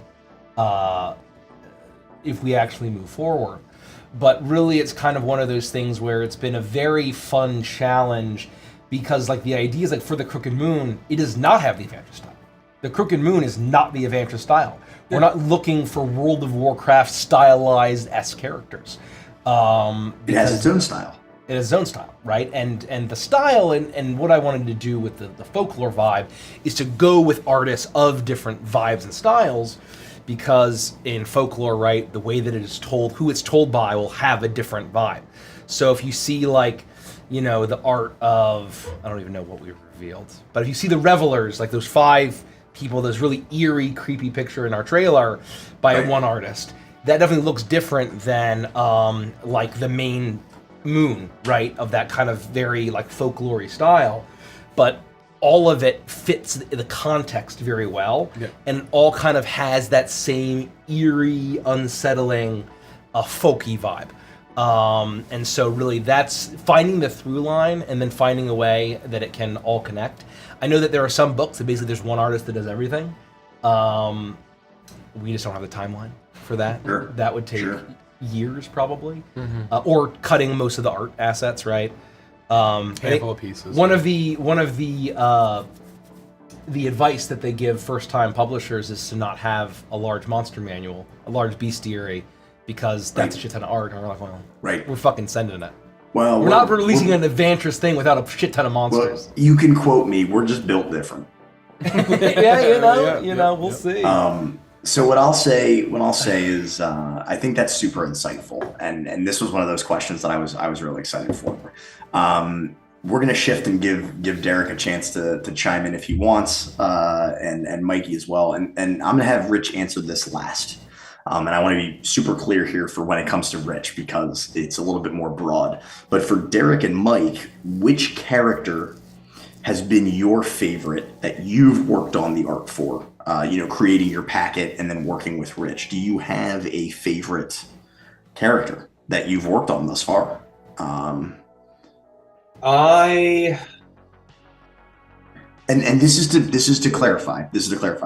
Not what art is your favorite. Not which character art is your favorite. Which was the most enjoyable? Which one was the process the most enjoyable that you're really most excited about? That's still a tie between the two that I would have answered with the former question for me. Fair enough. Which is to say that my character for the upcoming Stardust Rhapsody was a joy because it came together so cleanly and crisp that it was just a pleasure to see what was in Rich and I's head, and it just came together, and all of a sudden we were like, yep, that's correct. Yep, that's correct. Yep, that's correct. Very satisfying process when things go extremely well. And I really enjoyed Lethica, because I think it was the first time that I really, and maybe Rich, you can remind me if I'm wrong about this, but I think it was the first time where I was starting to really understand what needed to be representative of a character in the art, as opposed to all the things that I'm thinking about and all of the many dimensions that might go into a character, not necessarily needing to be represented, all of those different facets. And that's Lethica. Okay. And it's because her slide packet, I think I had 50 images in the slide packet. like all of the little details, just every little thing, and I started to see sort of the template that Rich was using. It's not ever templatized really, because there are different character options for different character things, but I could see the voice, I could hear the voice of what needed to happen, and Rich took that, and we got one of my favorite pieces. So there it is. Good. Mike, same question to you, brother. Not Gricko. Well, hold on. I'm going to get to worst in a minute. So Okay. Gricko is the worst. Even new Gricko, the process was the worst. Okay. My favorite... I mean, Richie did Chuckles for Stardust Rhapsody, so I mean, that's pretty... I mean, my character Pike from Stardust Rhapsody was really easy. He's literally me. My character He's Pike literally from me. Stardust Rhapsody was very easy, because I didn't have to do anything.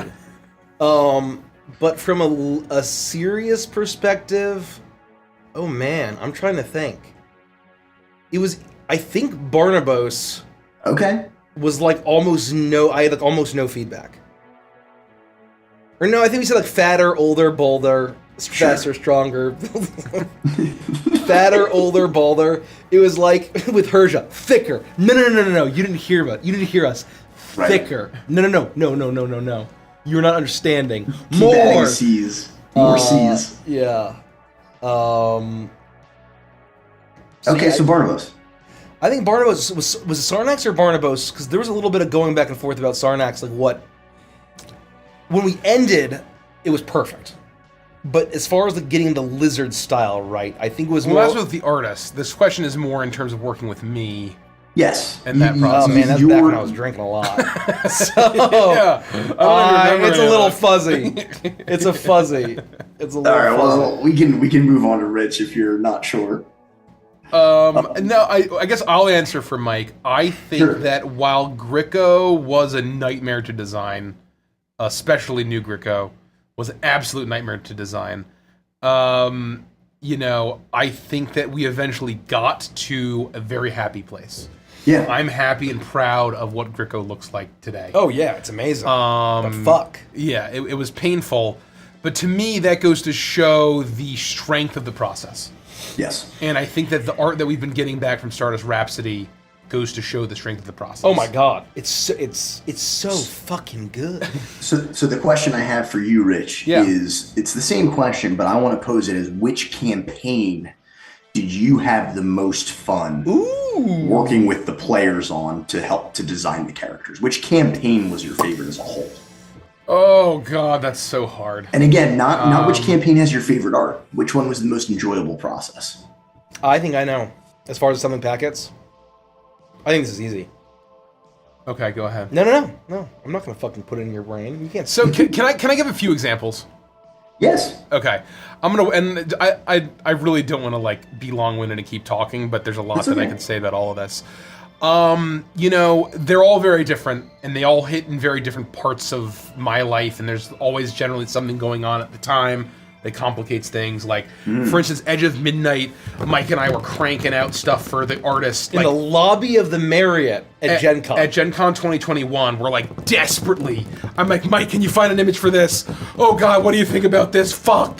And it was because that was a sort of a last minute campaign with 6 fucking. The Marius packet will live in infamy. Yes. This is my finest work. I found your email the other day. Oh, that's so good. The subject line was interesting. Anyway, so the first one that jumps out to me is Stradania, Curse of Stradania. The reason why that was sort of an interesting and special process was, for those that don't know, we did not have art for Curse of Stradania for the first 17. That's so For the first crazy. 17 episodes. Like, I don't remember it that way. Even though, like, I know that's what happened, I don't recall that being the case.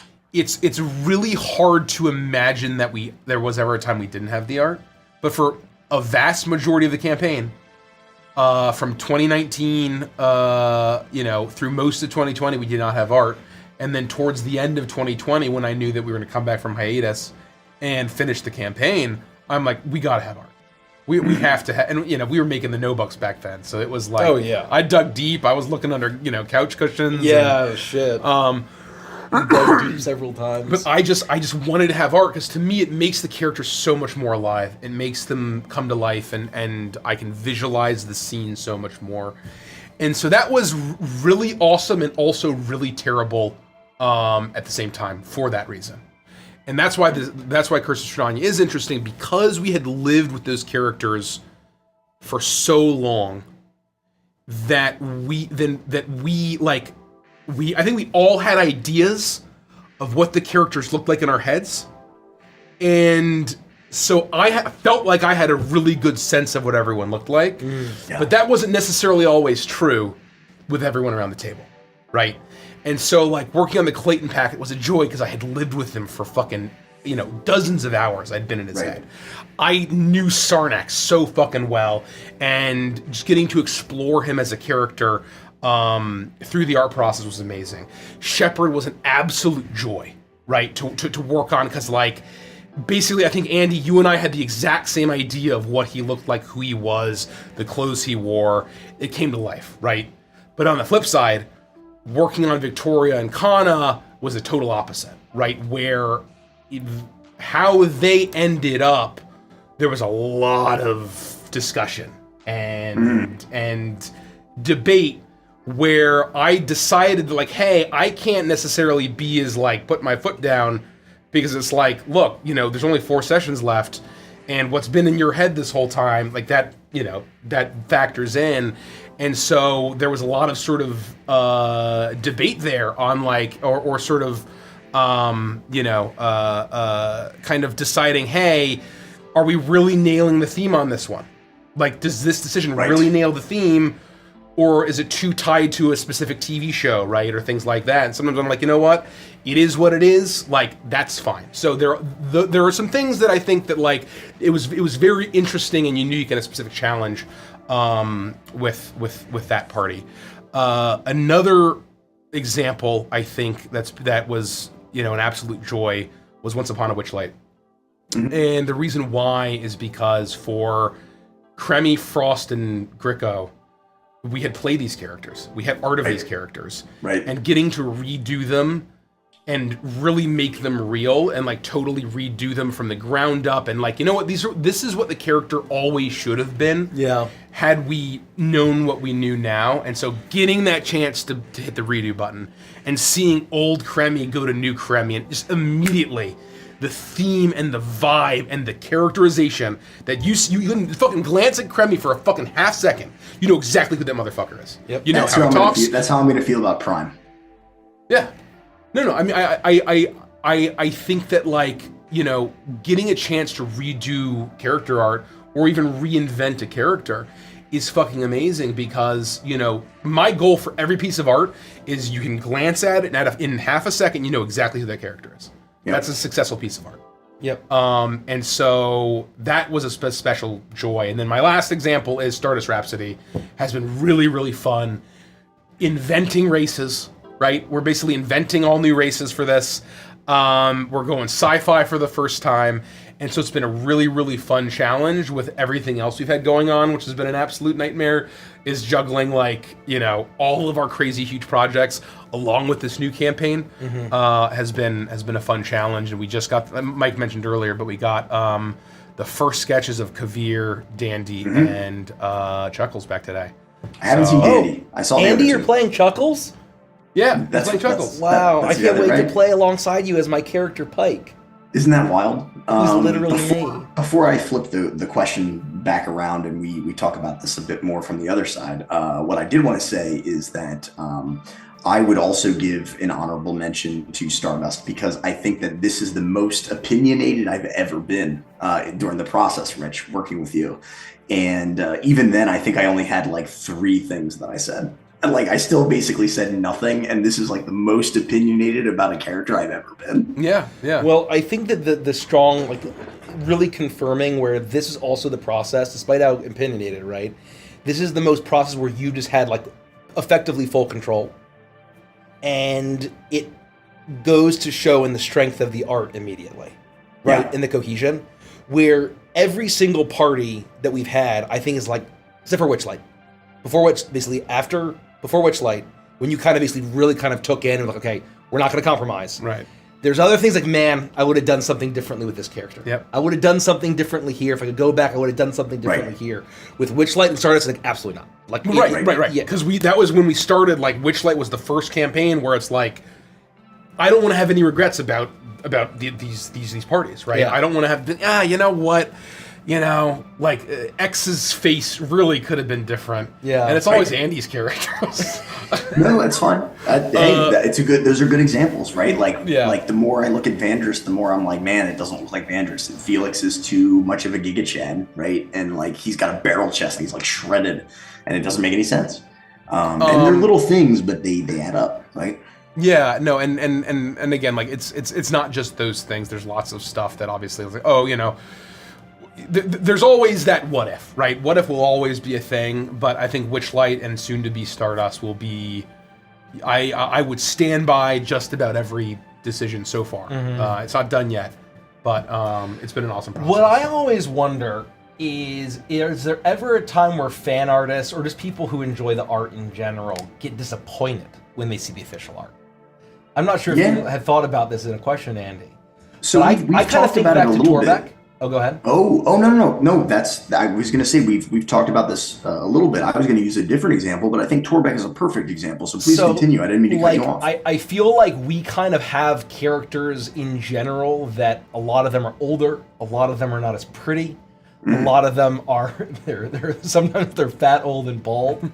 That's right. And I feel like when you see original fan art, especially characters that don't have official art yet, they're drawn as young and beautiful and sexy or bishy. And even Torbeck was kind of like turning into like this pretty boy bugbear, and that was kind of consistent. I feel like the art before the official art was pretty consistent. And I'm like, man, when they fucking see this sad son of a bitch.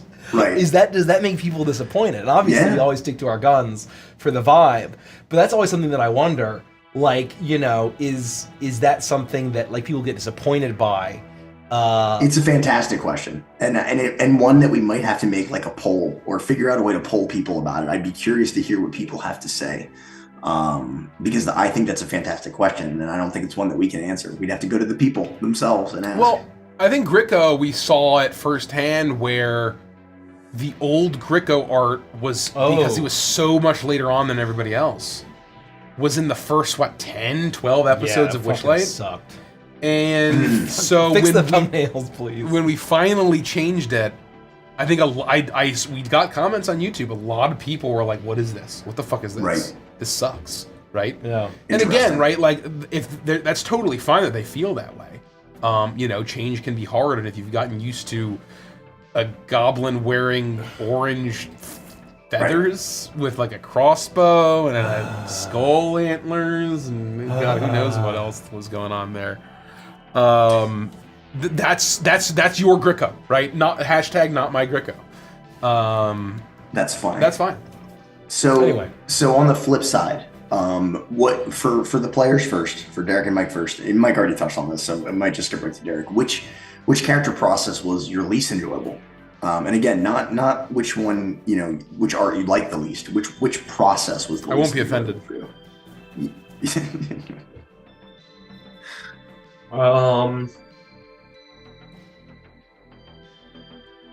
I will say, and this had nothing to do with, I think it had everything to do with the rush that we were in. It wasn't because the concept wasn't aligned or that we couldn't have gotten there eventually, but that we were under the gun. And I love my girl Cordy, who I played for 5 episodes, but we had like 2 minutes to create all of that art. Yeah. And with more time to mature, I think we could have gotten her a little bit farther along. And so the process of like sprinting through all the character art, I'm sure Rich is getting it from everybody.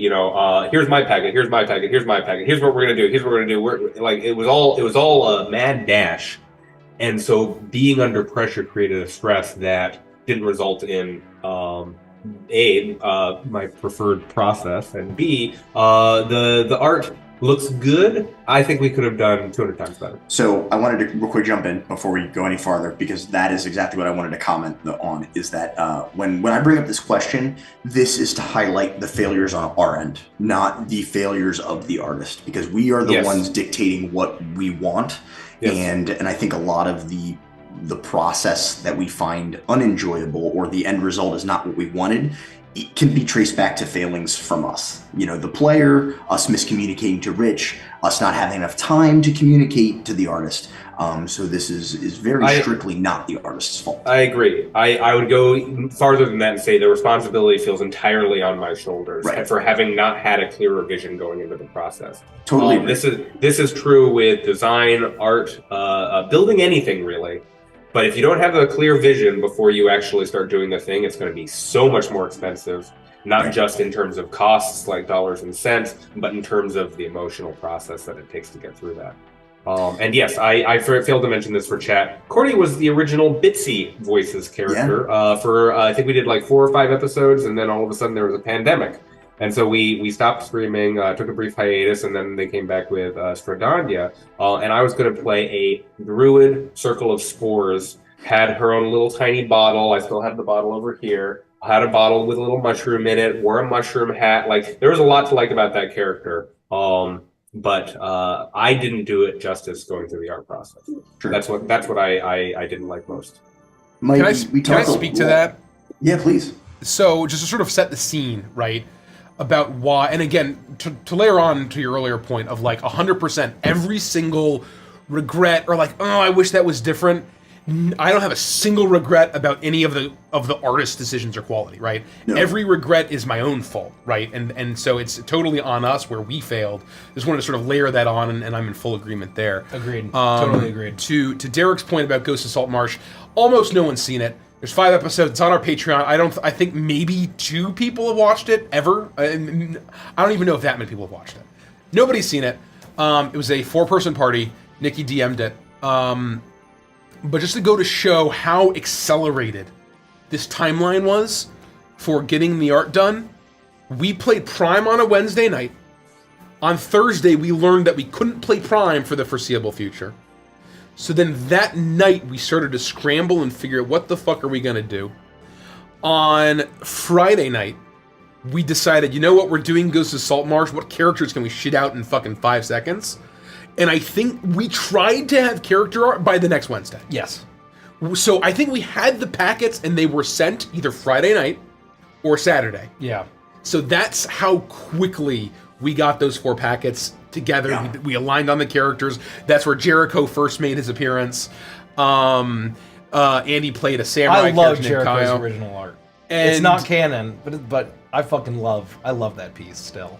And we still got it up by episode 2. All the art was done by episode 2. Yeah, I mean, Bromir killed it, man. I mean, Josh he worked so fast, and like he just didn't get it done in like 3 days, which I could never ask anyone to get done. Right? It's a miracle he got it done in a week and a half. Yeah. And so that's why that process was particularly bad, was because we had a self-imposed, oh shit, all of a sudden we have 6 days notice that we can't play Prime for the foreseeable future. We need to start something weekly so that we have content.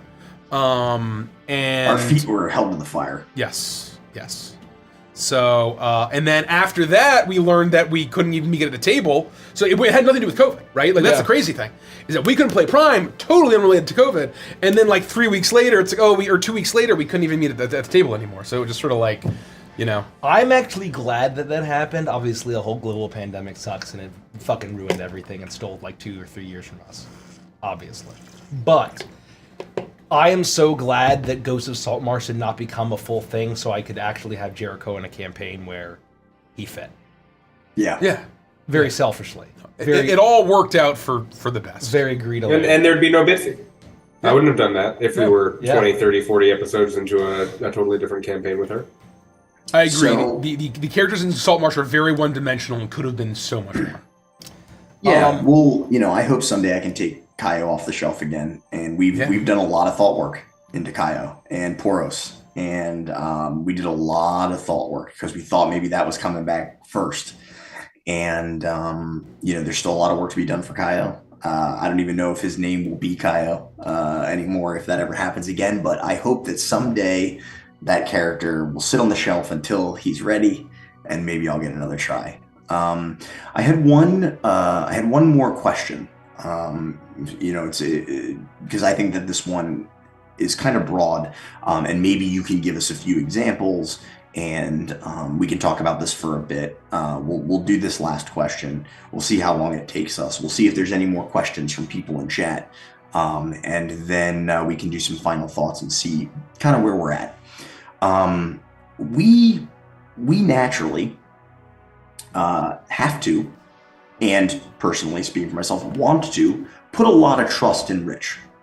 Fair to say, right? It's very much a process that you've all heard. We make our packets, and at the end of the day, we're trusting Rich to essentially take the lead on the packet, distill it down to this product that the artist will need to work with. And some of us are, with the character creation process, with the art packet process, some of us are more hands-off and go with the flow than others, and some of us want to be more involved in all of that. But at the end of the day, I think there's a monumental amount of trust that we put in Rich. And there's one example that he told me, and that also applied to me, that I thought was very fascinating. And we'll talk about this example, and then I was hoping maybe Rich could give me some more examples. But the example that I have is actually two examples. It's Rich lobbying for Gideon's hair and Pike's hair, and how we talked about it, and we had a lot of back and forth about those two characters and their hair, and how Rich had this idea, and he's like, I know it's going to sound crazy, but go with it. And there's some pushback, and there's some people saying you're nuts, it's not going to work, it's going to look ridiculous, and the end result was fantastic. And that's what we get for putting, trust in Rich. So if you could talk about that a little bit, and then maybe come up with some other examples where, maybe you had an idea that we needed to just trust you, right? And it worked out in the end. That's a really good point. And I think that I am very, very grateful that I have friends that sort of bear with the process and are okay with it. And I think that, to Derek's point, it's gotten easier and easier and easier. And I think the proof has been in the pudding, where the more we've stuck to the process, the better the art has become. Sorry. Oh God. I'm sorry. Are we taken down? Was that too loud? No, I'm good.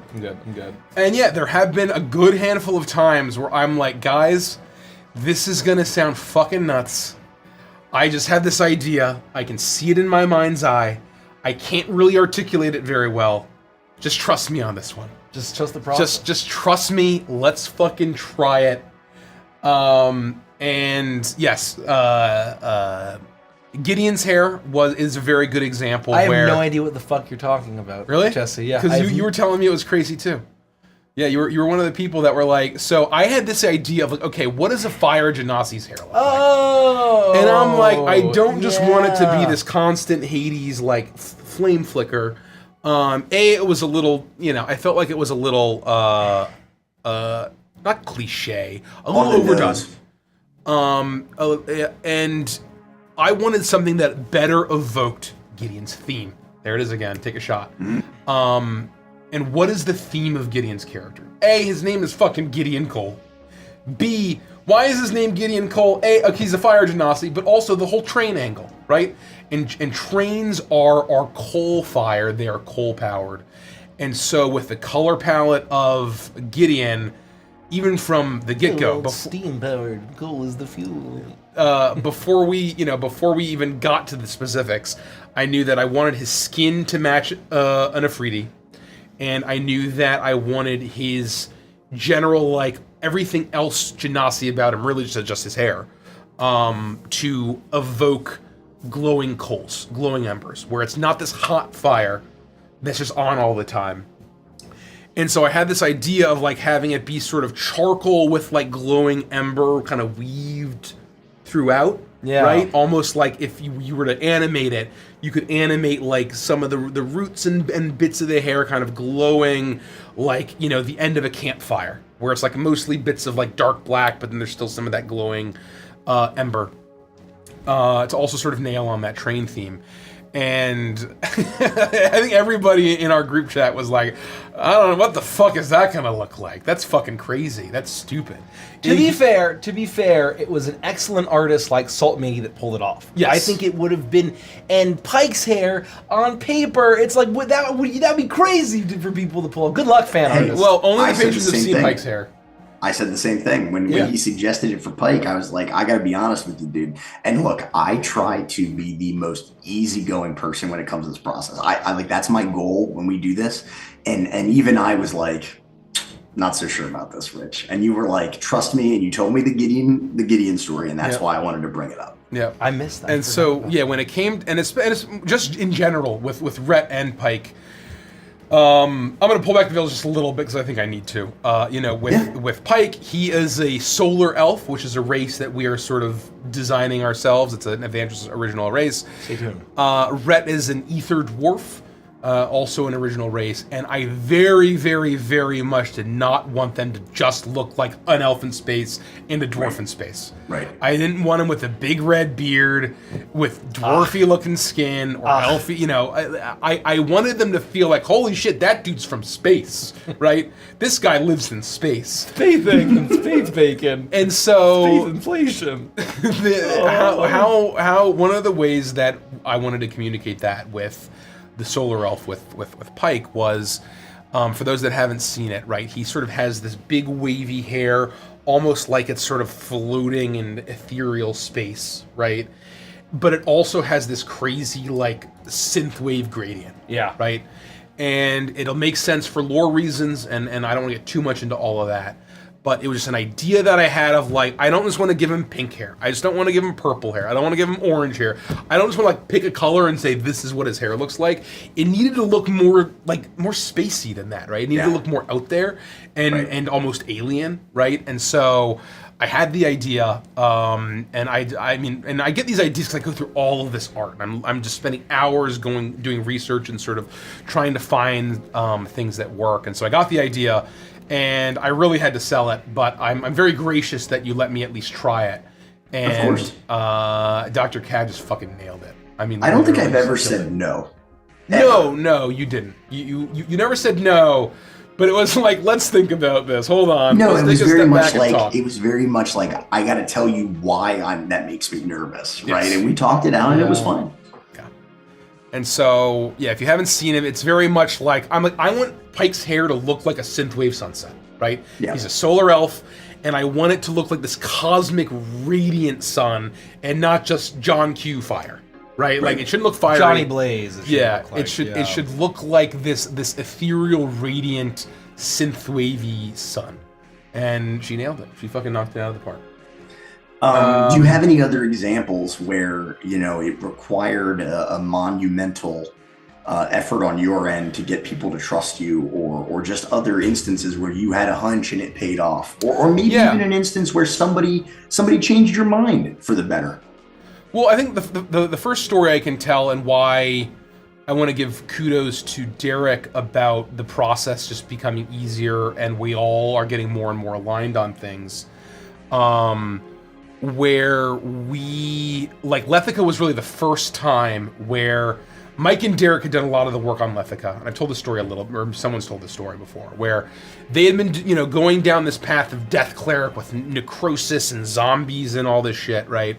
But then there's like this whole element of what I was trying to figure out when I was designing Lethica in my mind's eye is like, how do I add elements of Death Cleric, right? How do I make her look like a Death Cleric? Right. I think you all had discussed the idea of the mask. Like, there's going to be a mask regardless, but it was supposed to look like a death mask, which was like, if you've ever seen a death mask, they would like take casts of people's faces when they died, so they had something to like remember them by, pre-photo. And so like with eyes closed and kind of look a little realistic. And I was just sitting there like, that's kind of weird and creepy, I guess, but like, I really wanted it to be like this like blank, faceless porcelain mask. And so I was just trying to think of like, how do we make a mask look good and effective?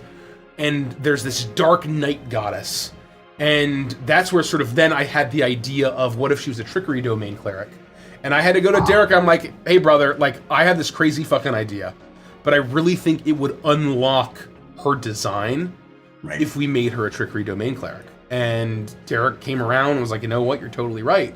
And so then I didn't have to add anything death-related. I didn't have to add gross necrotic stuff, right? All of a sudden, there's this shadowy, like, porcelain mask and this mysterious-looking person, and that sells the theme of a Trickery Domain Cleric that wouldn't have sold for a Death Cleric. Right. But then by the time Stardust Rhapsody comes around, we're so aligned and we're so sort of on the same wavelength where we started to talk about LaBouche, who's, I'm just going to spoil it. Derek's playing LaBouche. He's playing Rat. If you've seen Mason Space, he played Kaboosh. A little bit of a name change, and he was a plasmoid. And plasmoids are just like balls of ooze. They're just balls of goo.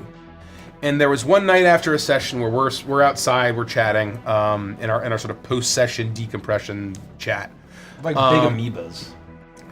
and we were thinking about goo people and like how do we like. I was thinking in my mind's eye, how do I design a goo person? Because you know you look at the Spelljammer book and these plasmoids, they're just amoebas, and like that's not a. How do you add characterization to Doesn't feel that? like a How do you person. add theme to that besides just being an amoeba? And so I was racking my brain, and then the idea came to me, and I'm like, Derek, I think we got to do a suit. And I think everybody was like, what, a suit? How's that going to work? And then I sort of had the idea of like Earthworm Jim, was the original Colonel, of like, he's like this weird little worm, but this suit sort of lets him do so much more than you might expect. And then like Big Daddies came in, and like, I think that night, everybody, but Derek especially, was like, obviously, like, yes. Yeah, I mean, all you have to do is say Earthworm Jim. Yeah. And so What a great game. that's when I knew that like we all have started to get more aligned, is like when it's not this debate, it's just like that totally makes sense. 100%. That I think that was one time where it was sort of like I think less and less I'm gonna have to make these calls of like, hey, just trust me, or it'll be sort of like, hey, we're all kind of aligned, we all have that shared vision, and it'll be a little easier, I think, every time we do this. Do you have any examples where, and maybe not, I can't think of any, where maybe we convinced you to go the other direction, and you know you came around on something where we were all kind of like, I don't know, this is, and I don't think I can think of anything, because I think any time that we make suggestions that aren't like crazy, you immediately are like, oh, that's a good idea. So it never feels like we're changing your mind, because you're just open to being receptive. And maybe that's just the way it is, right? Maybe it's just a different relationship coming from us towards you as opposed to coming from you towards us. Yeah. Because I know you've told me that I've had good ideas when we've talked, right? And you're very open. You're like, yeah, I love that. We'll add that. We'll add that. That's a great idea. That's a great inspiration, right? And I don't ever feel like I've had to really convince you of anything. Well, and I think that's like part of the whole initial collaboration process and intake, right? Where it's, I'm hearing and I'm ingesting everything you want, right? And so I'm those are all good ideas. For from today. Oh, go ahead. Where the Chuckles is bow tie or collar thing. Oh, yes. Well, you didn't necessarily fight me on that. I have two examples. Okay. Well, I just let you go with it. I'm like, yeah, this is gonna suck. No, it's fine. Well, you never voiced this, but I've been designing Chuckles, and we don't want him to feel just like a clown, right? A clown in space. We want to add some element where some uniqueness or some ness or theme to him. And so where we've sort of landed is we're going really hard on it's called Atomic Age aesthetic. Very tied to, there's some similar, it's very tied to like mid-century modern, and there's some overlap with retrofuturism. But like, he has that classic like, 50s and 60s ray gun, right? Yep. Those super stylized moons that are almost like boomerangs, right? Yes. Yeah. Little starburst things. Yes, those little starbursts. They're all these kind of classic spacey Astro Lounge 50s and 60s elements. And so the Jetsons is like a classic example of that. Yes. Right? And so I had this idea, if you've noticed in the Jetsons, all of the characters except George has these weird like space age collars where like Judy and Jane.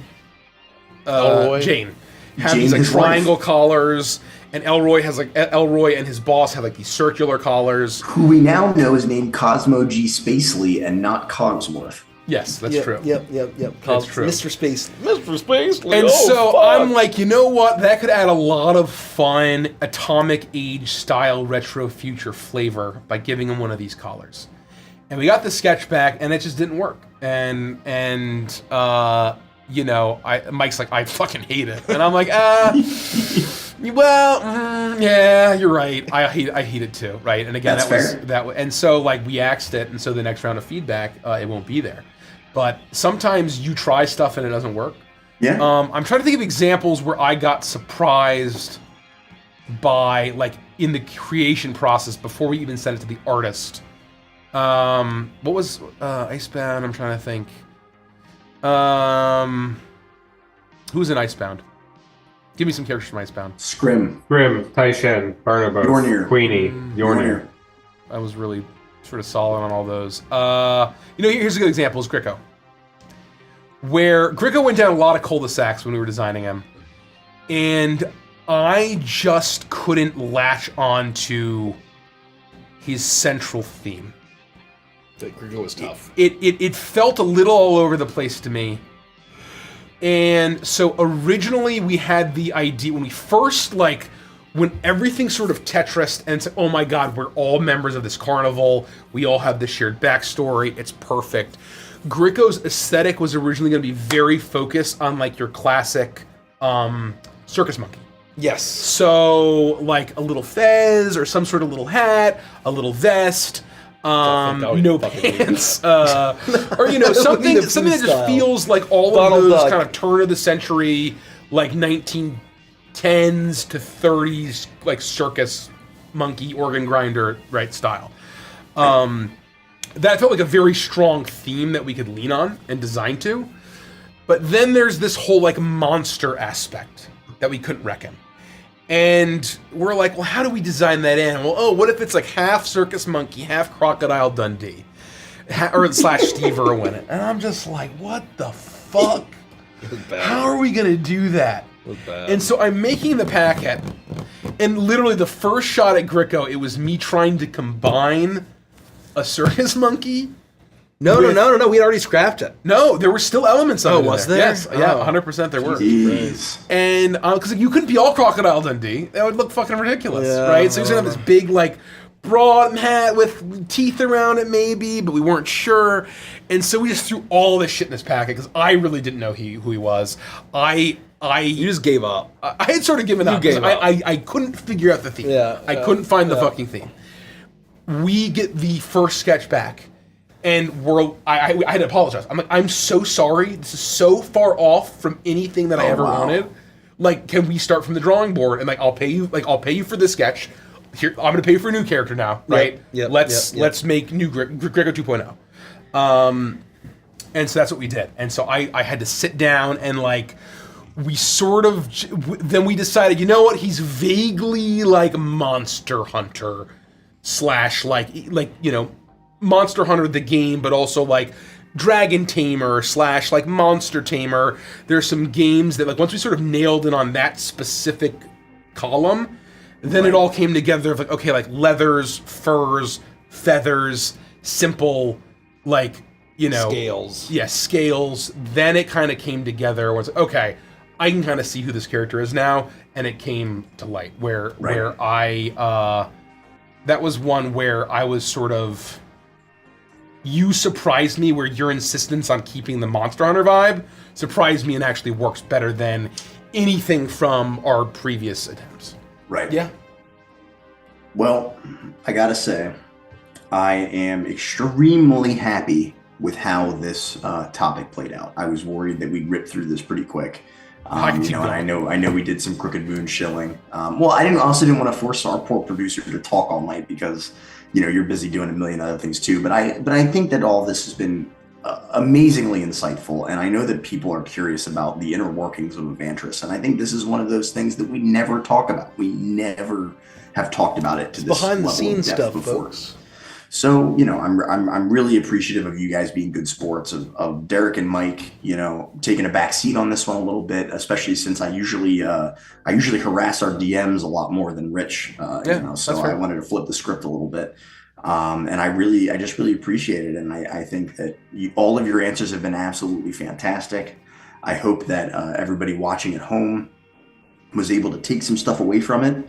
So really, I just want to open it up to all of you guys. Excuse me, hold on, sorry, I'm choking. Pickle the top of the mouth. I wanted to just open it up to all of you guys and, final thoughts on art, the process, anything that Rich might have said, anything that you just want to leave the crowd with, and just say thank you again for being here. We are so close to 2,000 VIPs for the Crooked Moon. I bet we are. As I want to say. Looked. We are my 38. final thoughts regarding the art process is that the communication piece, the tools that Rich described in order to get you to a place where you can convey your vision is important, but it has to be joined with the language and the trust and the ability to have hard conversations about what does and doesn't make sense in an art with an artist or with your group.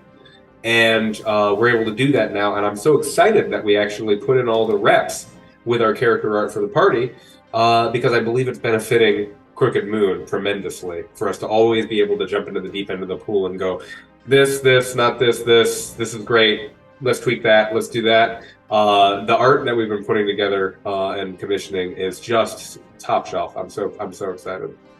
Well said. My final thoughts is, I'm going to caveat for those that that joined late. This is how we do it. This is our own process. I wouldn't recommend this to everyone. What I would recommend is if you want to get character art, it's an awesome investment.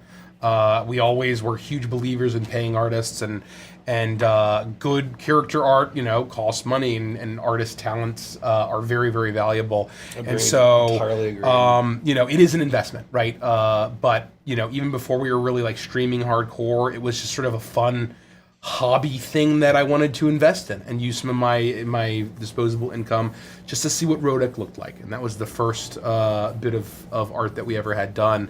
And so if that's something that you're into, highly, highly recommend finding all of the amazing artists out there and commissioning pieces. But if your style is more, going over to Hero Forge and designing something there's no wrong fun.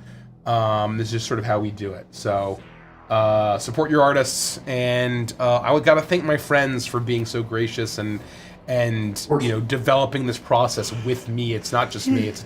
It is collaborative, and I know that sort of I'm the one that sort of owns this specific work stream in our grander Avantris process. But it really is. I feel fortunate to have friends good enough where we can have sometimes heated discussions. One day we'll tell the story about Frost shoes, because every time it comes up on stream, Derek and I laugh, and I don't know if we've told that story live yet. That's not the most heated version of that conversation we've had, but now in retrospect, it's very much the funniest. That's fair. Mike, final thoughts?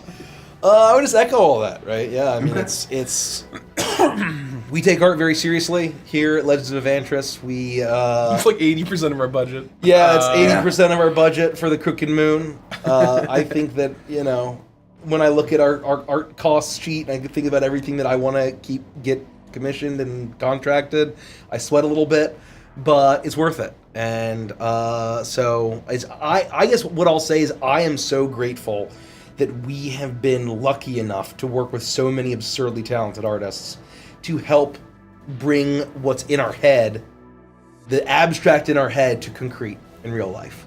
So that's been really amazing. That's so well become a VIP of the Crooked Moon and unlock a VIP Chuckles pin. Yeah, don't worry, I was going to do a whole spiel. Hey, we're so close to 2,000 VIPs. Can you believe it? All right. 2,000. Holy shit. Do your thing, Andy. Before we close out, just some housekeeping announcements. We will be back on Twitch on Wednesday with Once Upon a Witchlight, with our normal time on Wednesday, 7:30 p.m. Eastern Time. Then this Saturday, The 19th, we're going to be playing an all-day session starting at 1 p.m. on Saturday. We're going to be playing the very first episodes of Stardust Rhapsody. Mace will be DMing. We've talked about our characters all night, so you got to come out and come check it out. If you're not a patron yet, you can go see the full art of the first 3 characters on Patreon right now. We dropped some sneak peeks in our Discord, but it's not the full art. The full art's on Patreon. Derek is very close to cosplaying Bitsy. That's going to happen very soon. In addition to that, we've got the Crooked Moon. Make sure you go to thecrookedmoon.com and find out how you can become a VIP today to lock in some exclusive VIP Kickstarter rewards that you can only get by becoming a VIP between now and the beginning of October. So check it out. Don't miss out on that. Check out the Patreon. Check out our merch shop. We appreciate the support. Thank you so much for all the people who became members, who gave us tips and asked us questions. We appreciate the support. We could not do this without you. Outside of that, I don't think I have anything else to say other than we'll see you Wednesday, and then we'll see you again on Saturday. For those that joined us late, we'll end with the Crooked Moon trailer or teaser. Teaser. We won't be back, but we'll see you Wednesday. Good night, everybody. Love you guys. Godspeed and good See you night. Wednesday. Somewhere lost in the shrouded realms of death lies a land of endless night, where long-forgotten horrors are revealed to those who travel through the mist. There, in a crooked house, lives a crooked man with a crooked grin who raises crooked arms to a crooked tree at the edge of midnight and hears the whispers of the old ones. They speak of a beast that stalks the darkest woods and darkest hearts, a crown of horns upon its head.